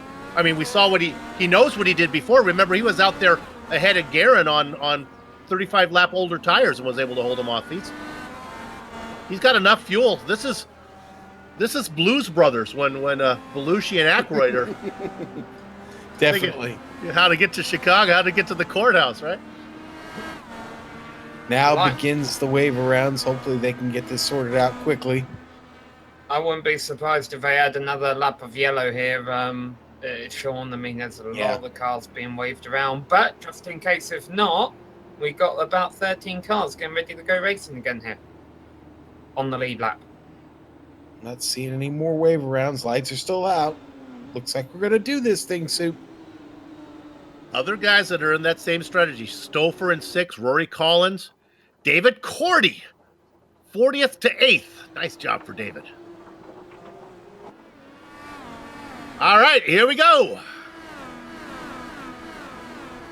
Brian Yazik working lap number 159. Tony Schowen behind him. Jason Galvin, James Krahula, Chris Stouffer, and here comes a move. Greenlee looking to get in there. Schoen was really caught sleeping on that restart, I feel, but he's still holding within half a second of Jarzik. The front four cars ride information about 8 car lengths apart. Brian Beard able to get around Bart Workman back here. Brian Beard up 30 spots right now, Soup. What a race by him. Beard, Workman, and Cadigan Flanagan racing 9th, 10th, and 11th. Flanagan, the last car. Well, no, Ansaldo and Edwins are out there as well that can go the distance.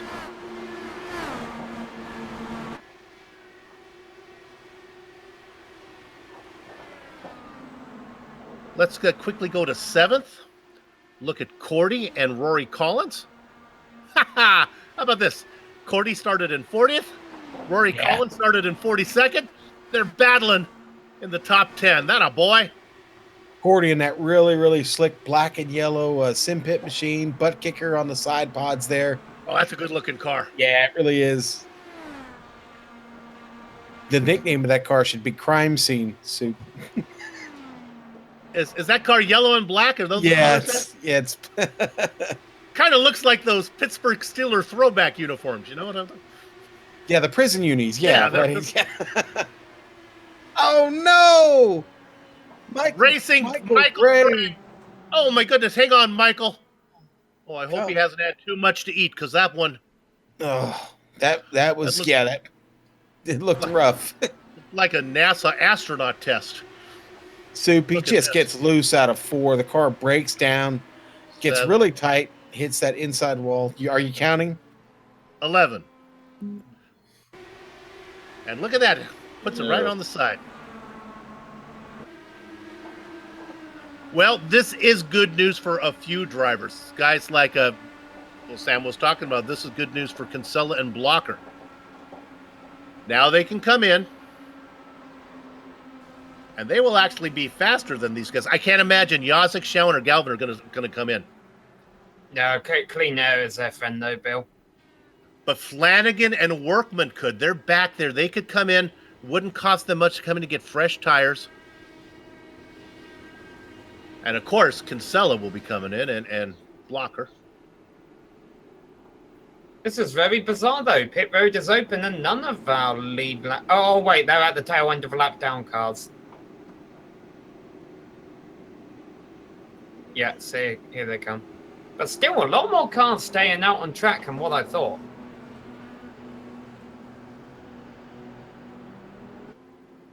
I mean, fuel shouldn't be a concern for these drivers now. They'll be able to save fuel immensely under this yellow. They'll be able to make it to the end, even those who didn't pit under the last caution. But I have a feeling 10 laps advantage tires is going to be a boon for Kinsella here. Blocker and Kinsella both really fast on fresher rubber, and I think they're going to cycle out. What are we going to think? In about 11th position? 12th and 13th, it looks like. That's a lot of cars to pass, Soup. Boy, it sure is. Yep.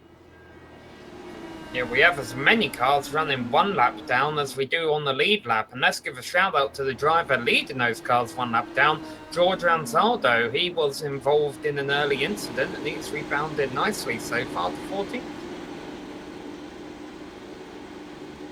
So Blocker and Kinsella race 12th and 13th. Jarzik and Schoen race 1 and 2. Blocker and Kinsella with the newer tires. We talked about Joe Flanagan. He did not come in for rubber. I thought he might have. Nothing to really to lose. He probably would have been able to get in and out ahead of Adam Blocker and Kinsella. He races behind Bart Workman.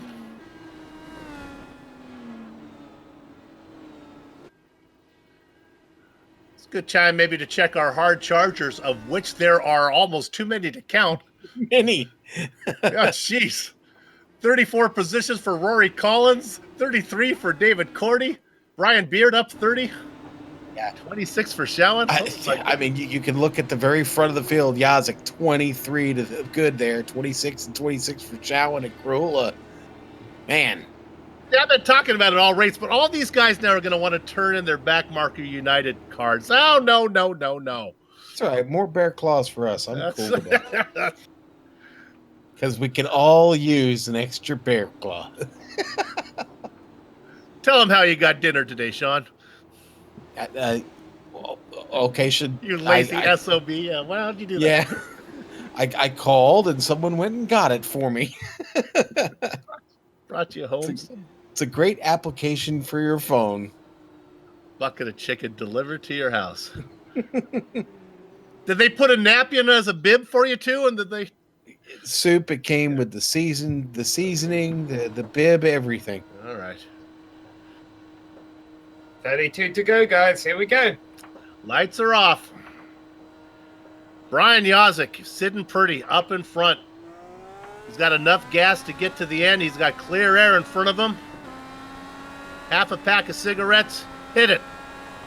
Brian Yazik out in front.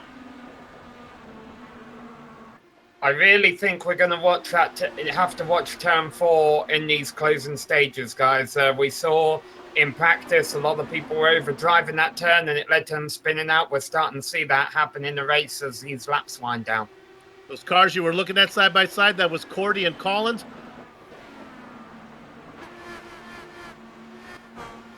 Beard in that mix again. The fighting all race long has been back in the pack. Yeah, Kinsella and Blocker are back at it again. Blocker trying to get by on the top side. Yeah, well, here's a problem they have by making that pit stop now. They've got to get through all this lap traffic first. And that's why Joe Flanagan did not come in. That's why he didn't want to lose all that spot. Ian Adams right in front of Stefan Larkamp. And Ian's going for the tumble. Oh, man. I lost count, see. Boy, I'll say one thing for these IR18s. They got a lot of bounce in them. They do. And that was a self-spin by Ian. He didn't get any help there. Sam, I hear you, brother.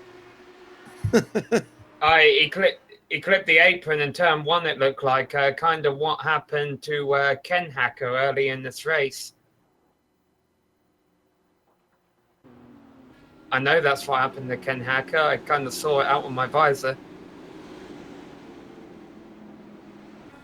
Well, that has kind of slowed things down here at the end, Soup. Any takers for pit road? I'm going to think probably not. Well, this is probably good news for Kinsella and those guys they pick up a few cars and now they're gathered all up again. We're looking here with 28 to go. What we'll do is take another short break. Don't go far. We'll be back. And then we'll go all the way to the checkered flag without another break.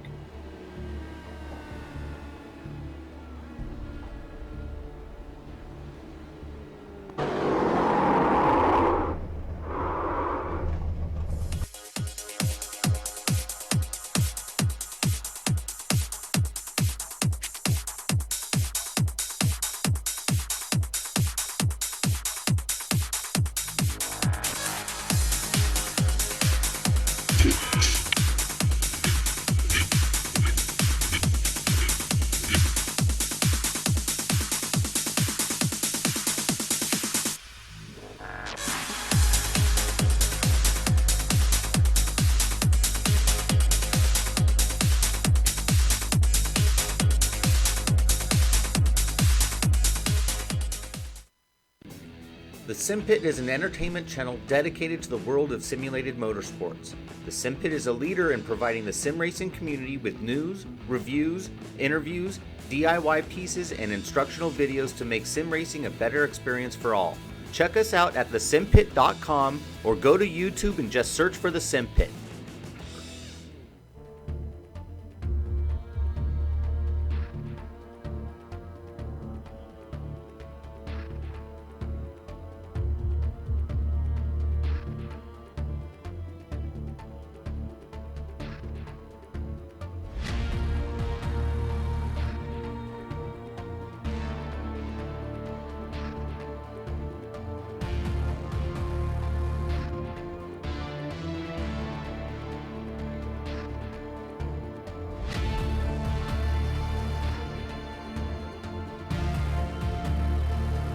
Welcome back to the Global Sim Racing Channel's coverage of the Lionheart IndyCar Series. Thumbs up, cancer down 200 from Phoenix. Let's take a second to talk about one of our sponsors, HPP Simulations. Get this, HPP is awarding an HSW/F racing wheel valued at $1,490 to the season championship. The wheel is so cool, my words could not do it justice. Visit hppsimulations.com to check it out. Remember, HPP products are designed to go fast, built to last. And lasting is what some of these guys need to do now, as we have just 26 laps to go. Yazik, Shawan, Galvin. Sean, our top three. Yeah, I tell you, I'm not at all shocked to see those names there up at the front. Good to see a few names in the top 10 we're not used to seeing there. Brian Greenlee still hanging on. Dave Cordy, Rory Collins, Brian Beard. Pace car's off. Let's go, Soup. Pace car's off, and as we so has it, the HPP car of Brian Yazik leads him down into the first corner. Working lap 25. Battle for P2. Galvin on the inside, Shawan on the outside. Let's give that position to Jason Galvin. One of the few passes on track we've seen today. Another battle going on behind him. That's Krahula in the yellow car. Chris Stouffer up there on the high side. Krahula was ahead at the start-finish line. Not sure if he's going to be next time around. Stouffer gets that spot. Krahula drops back. And there it is, Brian. Not easy being Greenlee looking on the inside. Not going to be able to get it done. Krahula's going to hang on. Comes across in fifth. That's some racing right there. Woo!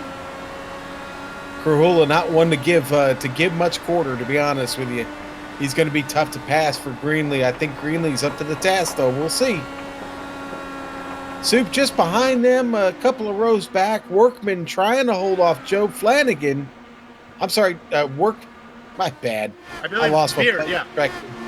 Beard, yeah. Brian Beard getting a run out of two. Oh, I don't think so. Here comes Workman on him. Nope, not going to happen. Good battling going on. Beard in 9th, Workman in 10th. Flanagan now looking in there. He's going to dive inside. Can he make it stick? Oh no. Oh, he had to get out of it big time. Behind him, racing in 14th position, leading of all the cars one lap down. Remember Dan Guerin? Well, there he is. Look at Gonzalo coming around the top side, though, trying to get around Guerin. That's for a Here's position. George. First car, one lap down. And that battle continues. Even Ron Hacker in that mix as well. Peter Edwins are all fighting for position. Oh, Yep, it looks like it was Pete Edwins that made contact with Dylan McKenna.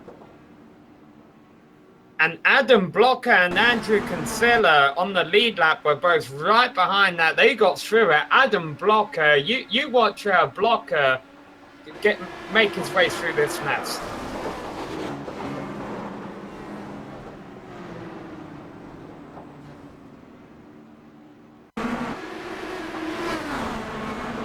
We're going to go on board with Blocker here and see his view.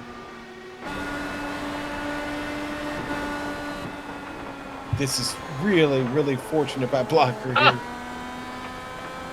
Well, it is Easter. That was a little bit of Moses going on there. It was my first thought. The Red Sea is splitting right in front of him there. So now I wonder if these guys, if Blocker can afford to come in and pit and get fresh tire. I guess he can't because he's going to lose more track position. So I guess he's got to stay out. Yeah, we're thinking of the last car on the lead lap, but then he would fall behind all these other cars that are trapped behind. Yeah, now of course he go to the end of the line basically, so he can't really afford to come in. Yeah, I think he's played his cards now. They're hoping Block and Kinsella, they're hoping for one more caution that would have this race restart within the final 10 laps, because then the lap down cars would go behind them. There you go.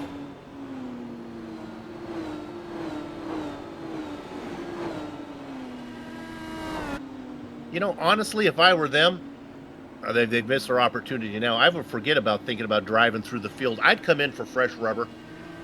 sit back at the back of the pack and hope that caution that Sam just talked about came right when it does.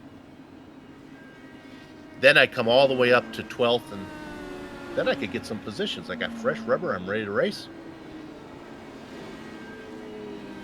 Wonder if they're listening to me. The pits are still open.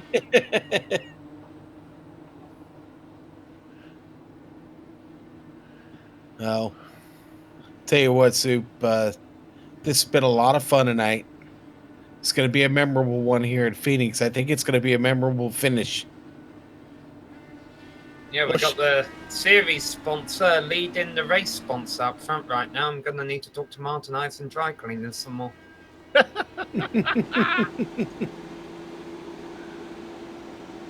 HPP car of Brian Yazik in front of the thumbs up cancer down car of Jason Galvin. Yazik running the Ford EcoBoost package in that machine. And Soup, I don't know if our viewers are aware of it, but the manufacturer standings have gone away this season. So it's bad news for yeah. all the Tesla fans out there, but I'm kind of glad to see it go. You missed cheering for Yugo? Yes.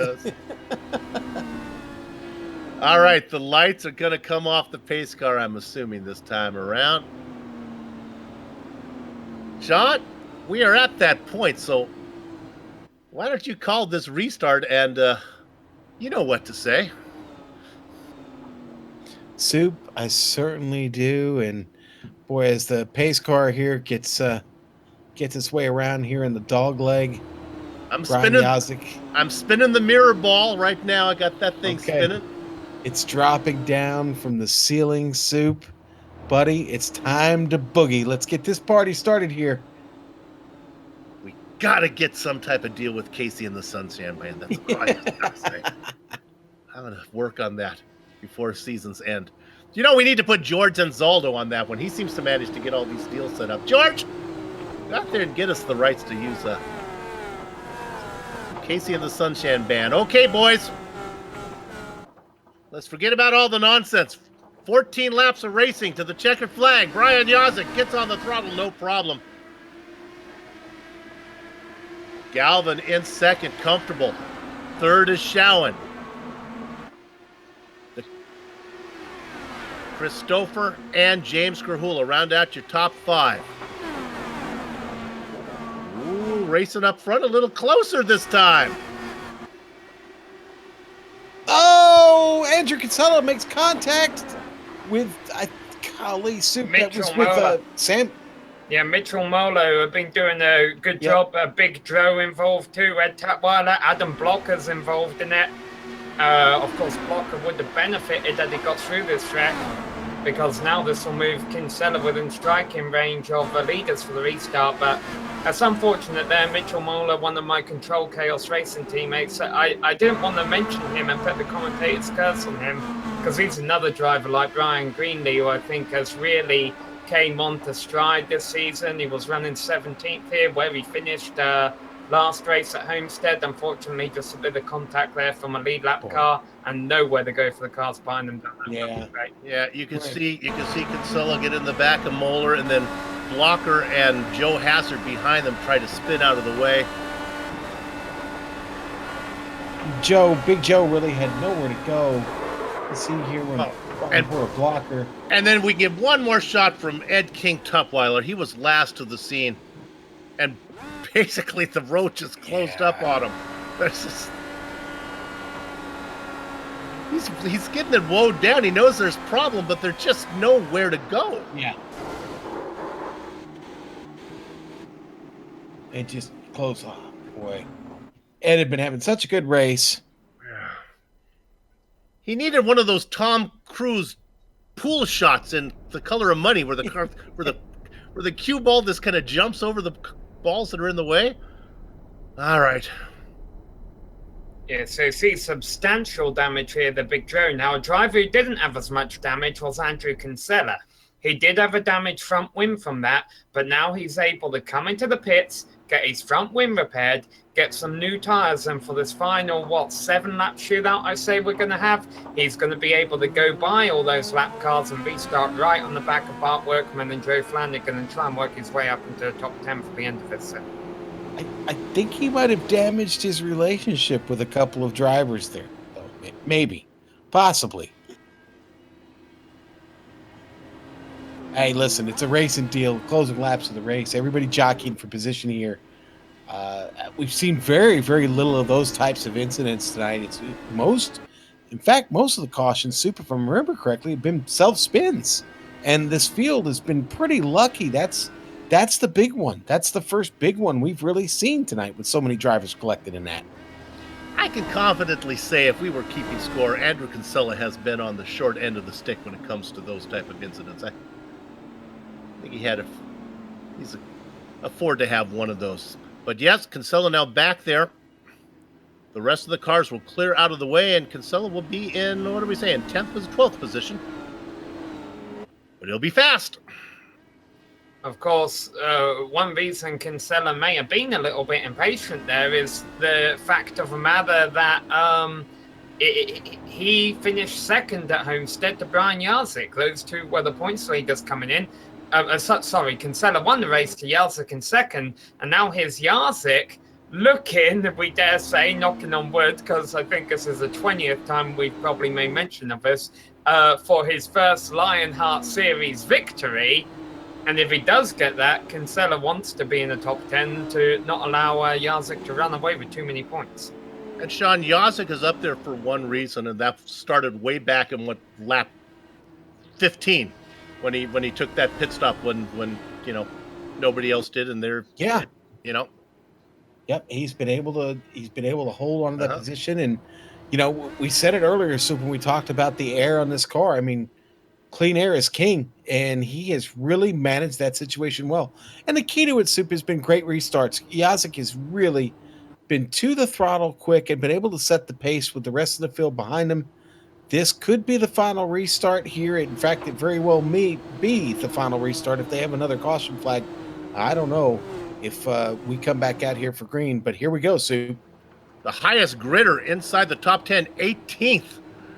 And that belongs to Brian Greenlee. Here we go. It is one more time.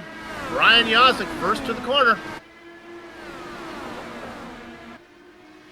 Jason Galvin, Showen, Stouffer, Krahula. Now, those guys were a little bit more aggressive than we've seen them before that last yellow came out.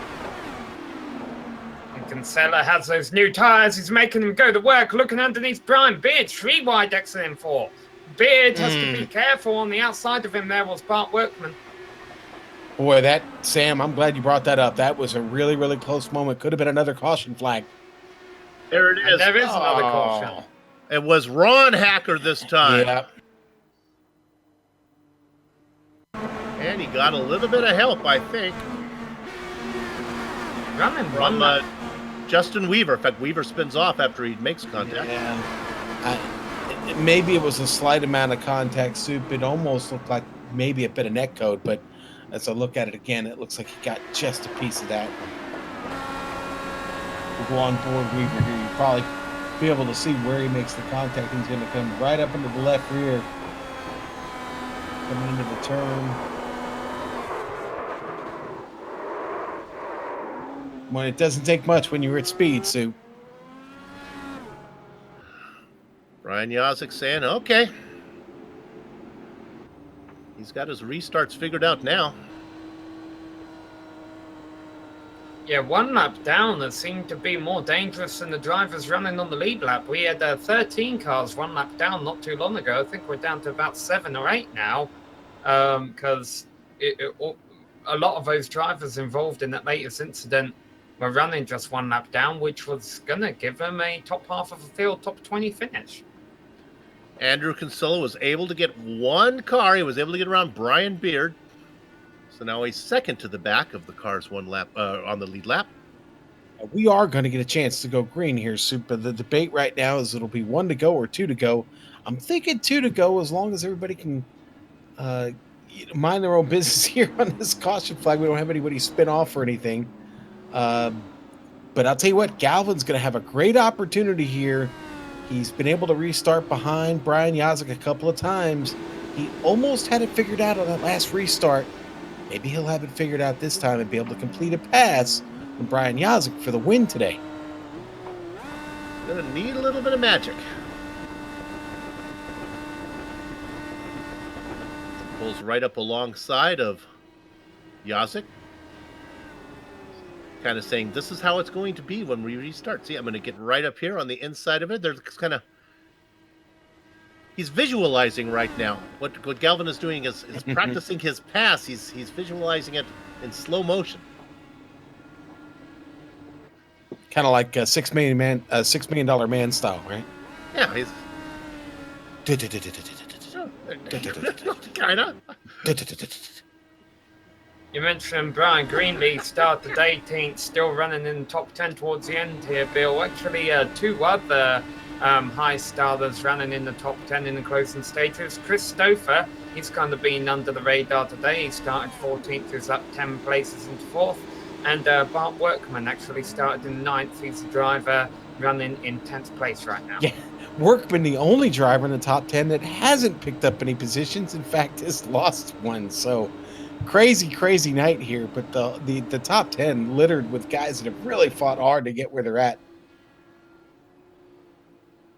Grid positions for your top drivers: 24th, 21st, 28th, 14th, 29th, 18th, 40th, 42nd, 27th.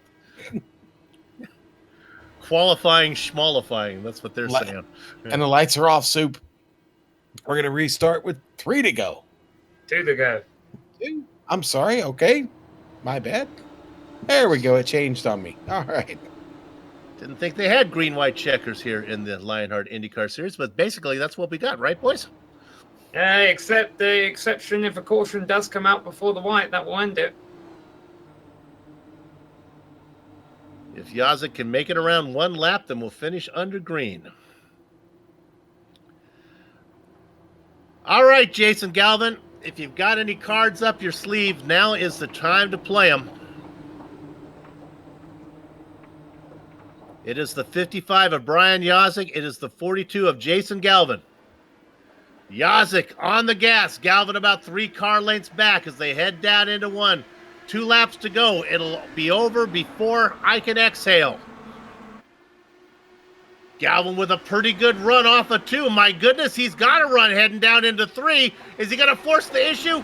He dives it in deeper than beatnik poetry, but the car will not stick. White flag lap. We're going to finish under green. Brian Yazik out of 2. 2 more corners to go. He's going to bring it home for HPP. Galvin has nothing for him. Give round number 2 of the Lionheart IndyCar Series to Brian Yazik. Jason Galvin gets second. Great battle for 3rd place there. Tony Showen just gets by Chris Stouffer. Krahula with a great run today. He'll finish 4th. And Brian Greenlee with really one of the drives of the race here. He'll finish 6th today. Dave Cordy 7th. Wow, Soup, what a day for some guys who really started deep in this field. I don't think we can talk about that enough, to be honest with you. Kinsella was able to pick up a few more spots, finishes inside the top 10 in 9th.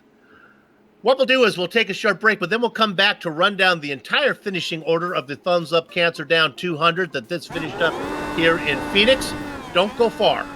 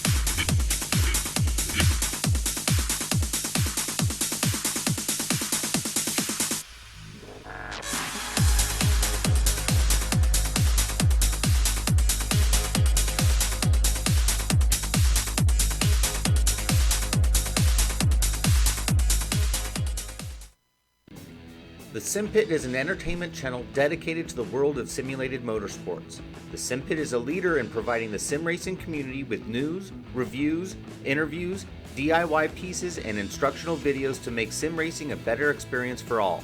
Check us out at thesimpit.com or go to YouTube and just search for the SimPit.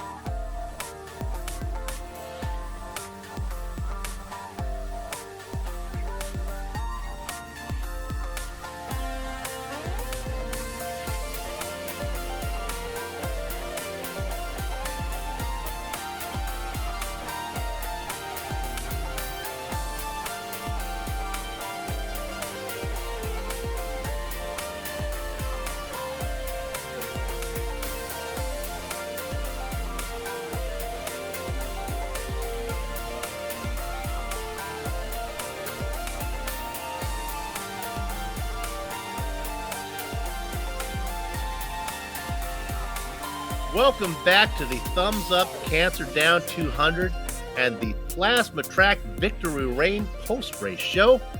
It's soup and crackers. It's soup and sandwiches. It's a nice lunch here as we have everybody in the booth today as we're going to go ahead and talk about this wonderful sponsor. If you're struggling to find something for the person who has everything, we have the website for you. Plasma-Tracks.com not only produces original racetrack wall art, but motorsports trophies, home decor, and motorsports fabrications are also available. I'm telling you, I could try to describe it, but it wouldn't do justice to the uniqueness of the wares that these guys have for sale. The only way to fully appreciate their artwork is to see it for yourself, but I'm warning you, if you visit that website, the next thing you know, you're going to be trying to convince your spouse why you need to have a Plasma Track wall art hanging in your home. See it all at plasma-tracks.com and get this, use the promotion code and here it is, LRS 2018 to get 25% off your order. All right, and now let's bring you 100% of the HPP finishing order. And that's going to start with Brian Yazik. Boy, he is sneaky. It all started from way back at the very first yellow flag, and it worked all the way through. He's able to come home in the lead, about half a second ahead of Jason Gallivan. Tony Schowen gets third, rounding out your top five, Chris Stouffer and James Kahula. The back half of your top 10, Brian, not easy being Greenlee. Great run from him. David Courtney, 40 to 7th. Joe Flanagan comes home in 8th.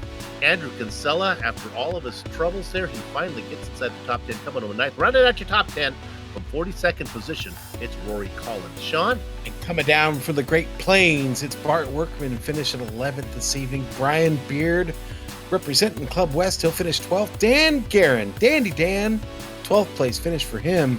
George Ansaldo, 14th tonight. Great run for George. Bob Mikas, 15th. 16th for Michael Goodman. Justin Weaver, 17th. Scott Polster, 18th place run tonight. Dylan McKenna, 19th. He had an exciting race this evening, and it's going to be 20th for Joe Branch.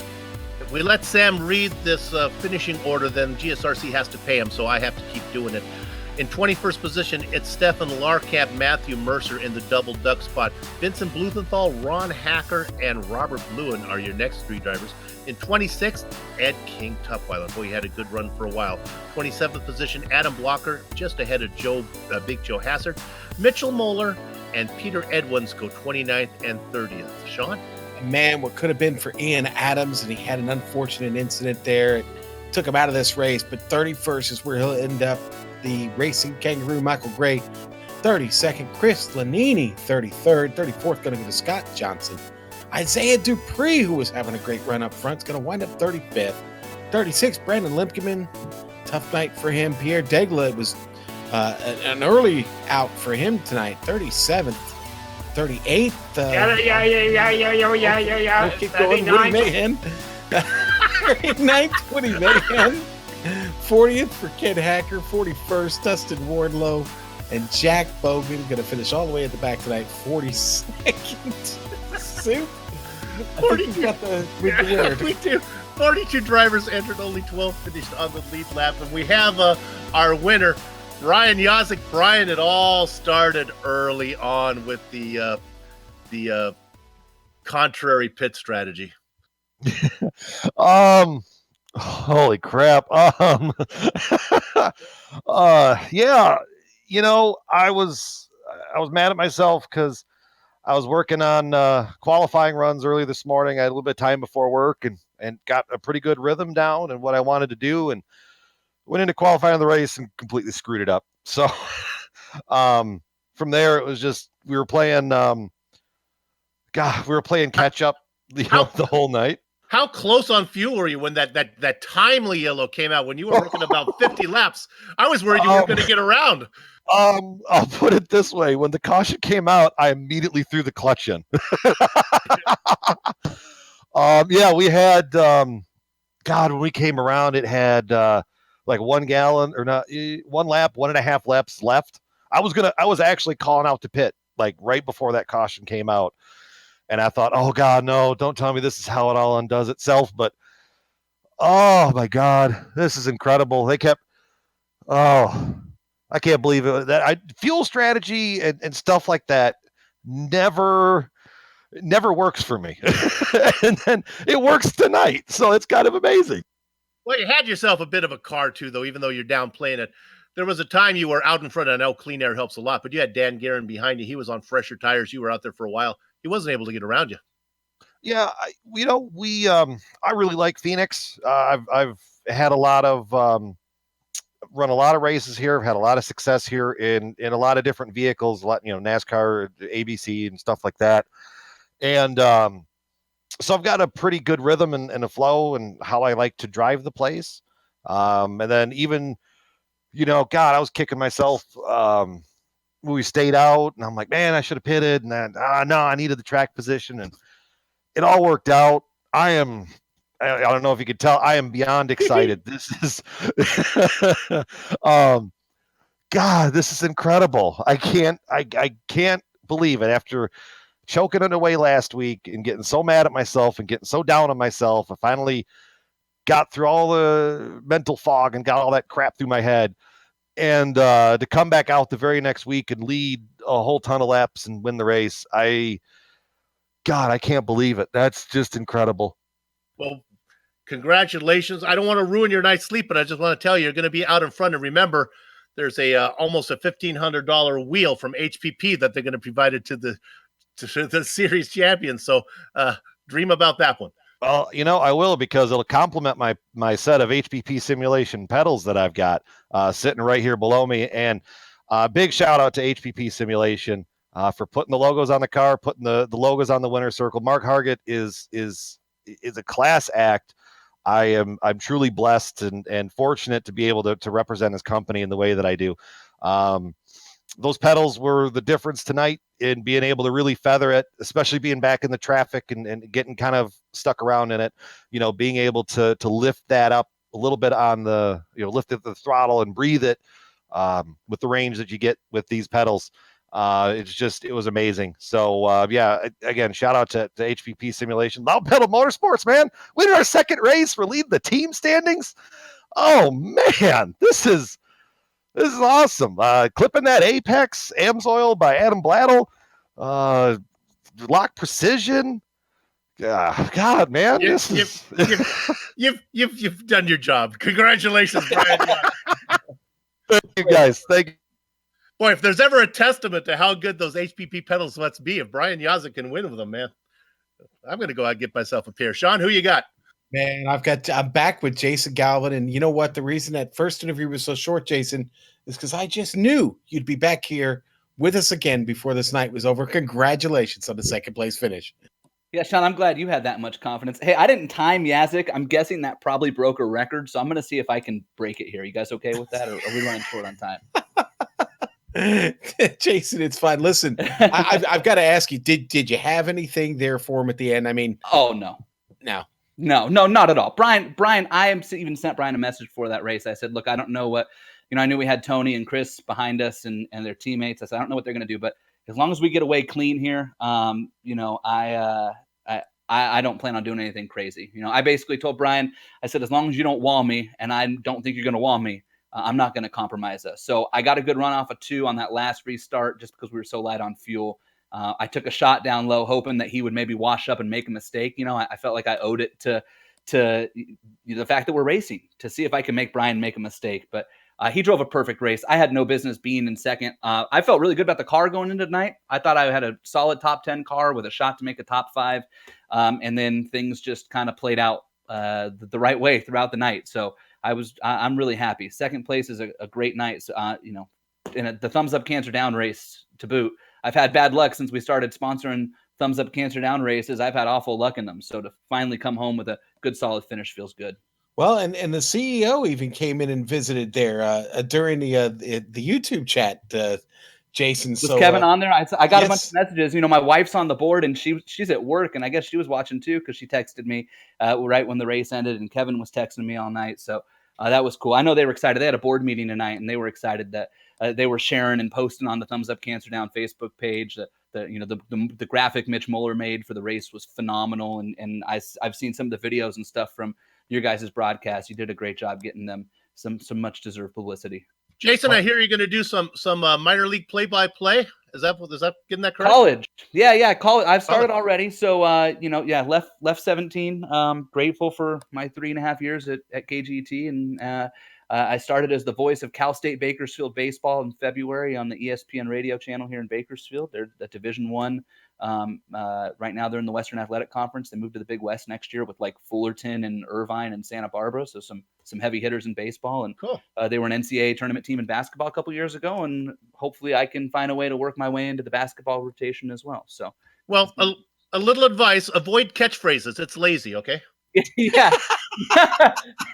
from the king of them. What was that? I watched the replay of the last 2 laps. That line that you had about me diving into turn 3. I don't know what it is. Yeah. They come out. I have no control over them. Yeah. All right. Hey, you guys Good luck. Great job. Thank you. I just real quick, Thumbs Up Cancer Down. If you missed the start of the race, everybody go to thumbsupcancerdown.com.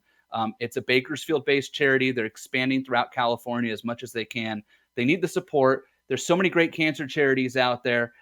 But the great thing about these guys is that they're doing things to help people fighting cancer today. There's so many wonderful charities that are raising money, trying to find a cure, paying for medical bills, things that matter tomorrow. Thumbs Up, what I love is they're focused on today, and they go to cancer centers and they give them these packs that are handed out for free to the different patients going through chemo and radiation and whatnot.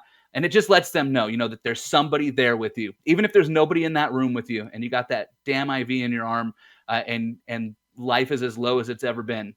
There is somebody that is there with you at all times. So thumbsupcancerdown.com. I put them on my real race car too. They don't spend a dollar for any of this stuff. We try to raise money for them, and we love them. And thank you to everybody who supports the league, HPP and First Medical Equipment, and all the sponsors that came on this year. The No Name Racing team, we're second in points after 2 races. I can't believe I've had such a great year. This is great. All right, good luck the rest of the way. There it is, Jason Galvin, second place finisher today. Our final interview, Sean, we're going to let you talk to Tony Schowen. Tony. That's a great race, man. Oh, is Tony with us? Tony, you got me. Super. Let's give the second this mic here. Give him one more second because he finished his third. We don't get to talk to Tony very much. All right. There he is. Now There he is. got him. All right. Sorry. Tony, great race, brother. A good night of working through the field. 25 spots you gained there to get yourself on the podium. How much work was it, really?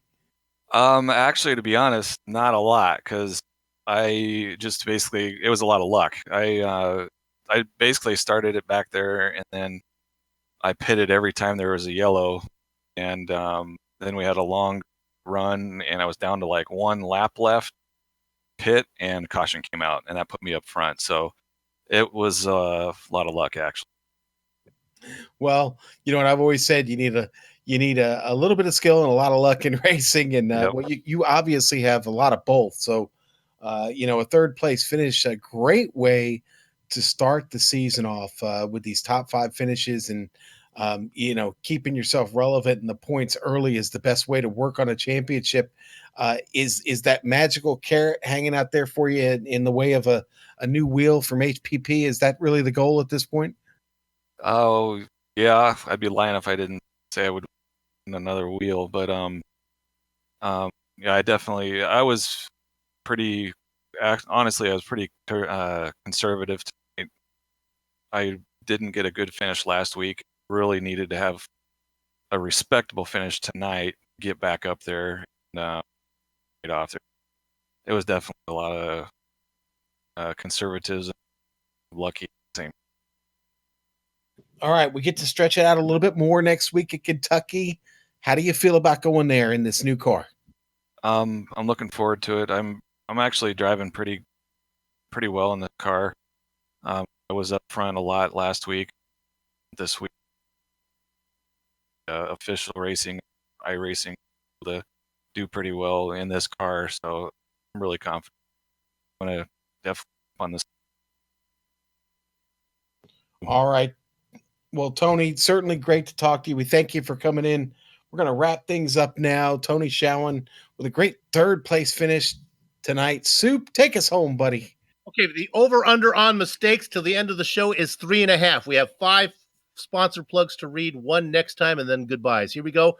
Make your bets. We'd like to thank everybody at the Medical Supply and Equipment Company, First Medical Equipment. They're in Burlington, Iowa, and they've been servicing that area for years. They give superior commitment to provide the absolute best in product quality and customer service. Sean? Butt kicker, products and instant immersion to any game. Unlike a subwoofer that moves air, Butt Kicker products move actual mass, producing haptic immersion that's powerful and accurate. Butt Kicker products add that missing driver to car connection, bringing more realism and immersion to your sessions. See all the family of products at buttkicker.com. Use the promo code LION20 to get 20% off for your order. It's a no-hitter so far. HPP Simulations.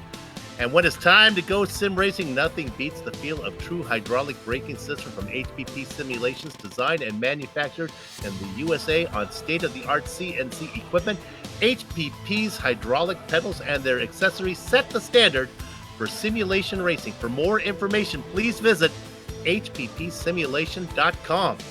And you never talk about the no-hitter. To contact any of the sponsors you see on the screen right now, go to LionheartRacingSeries.com.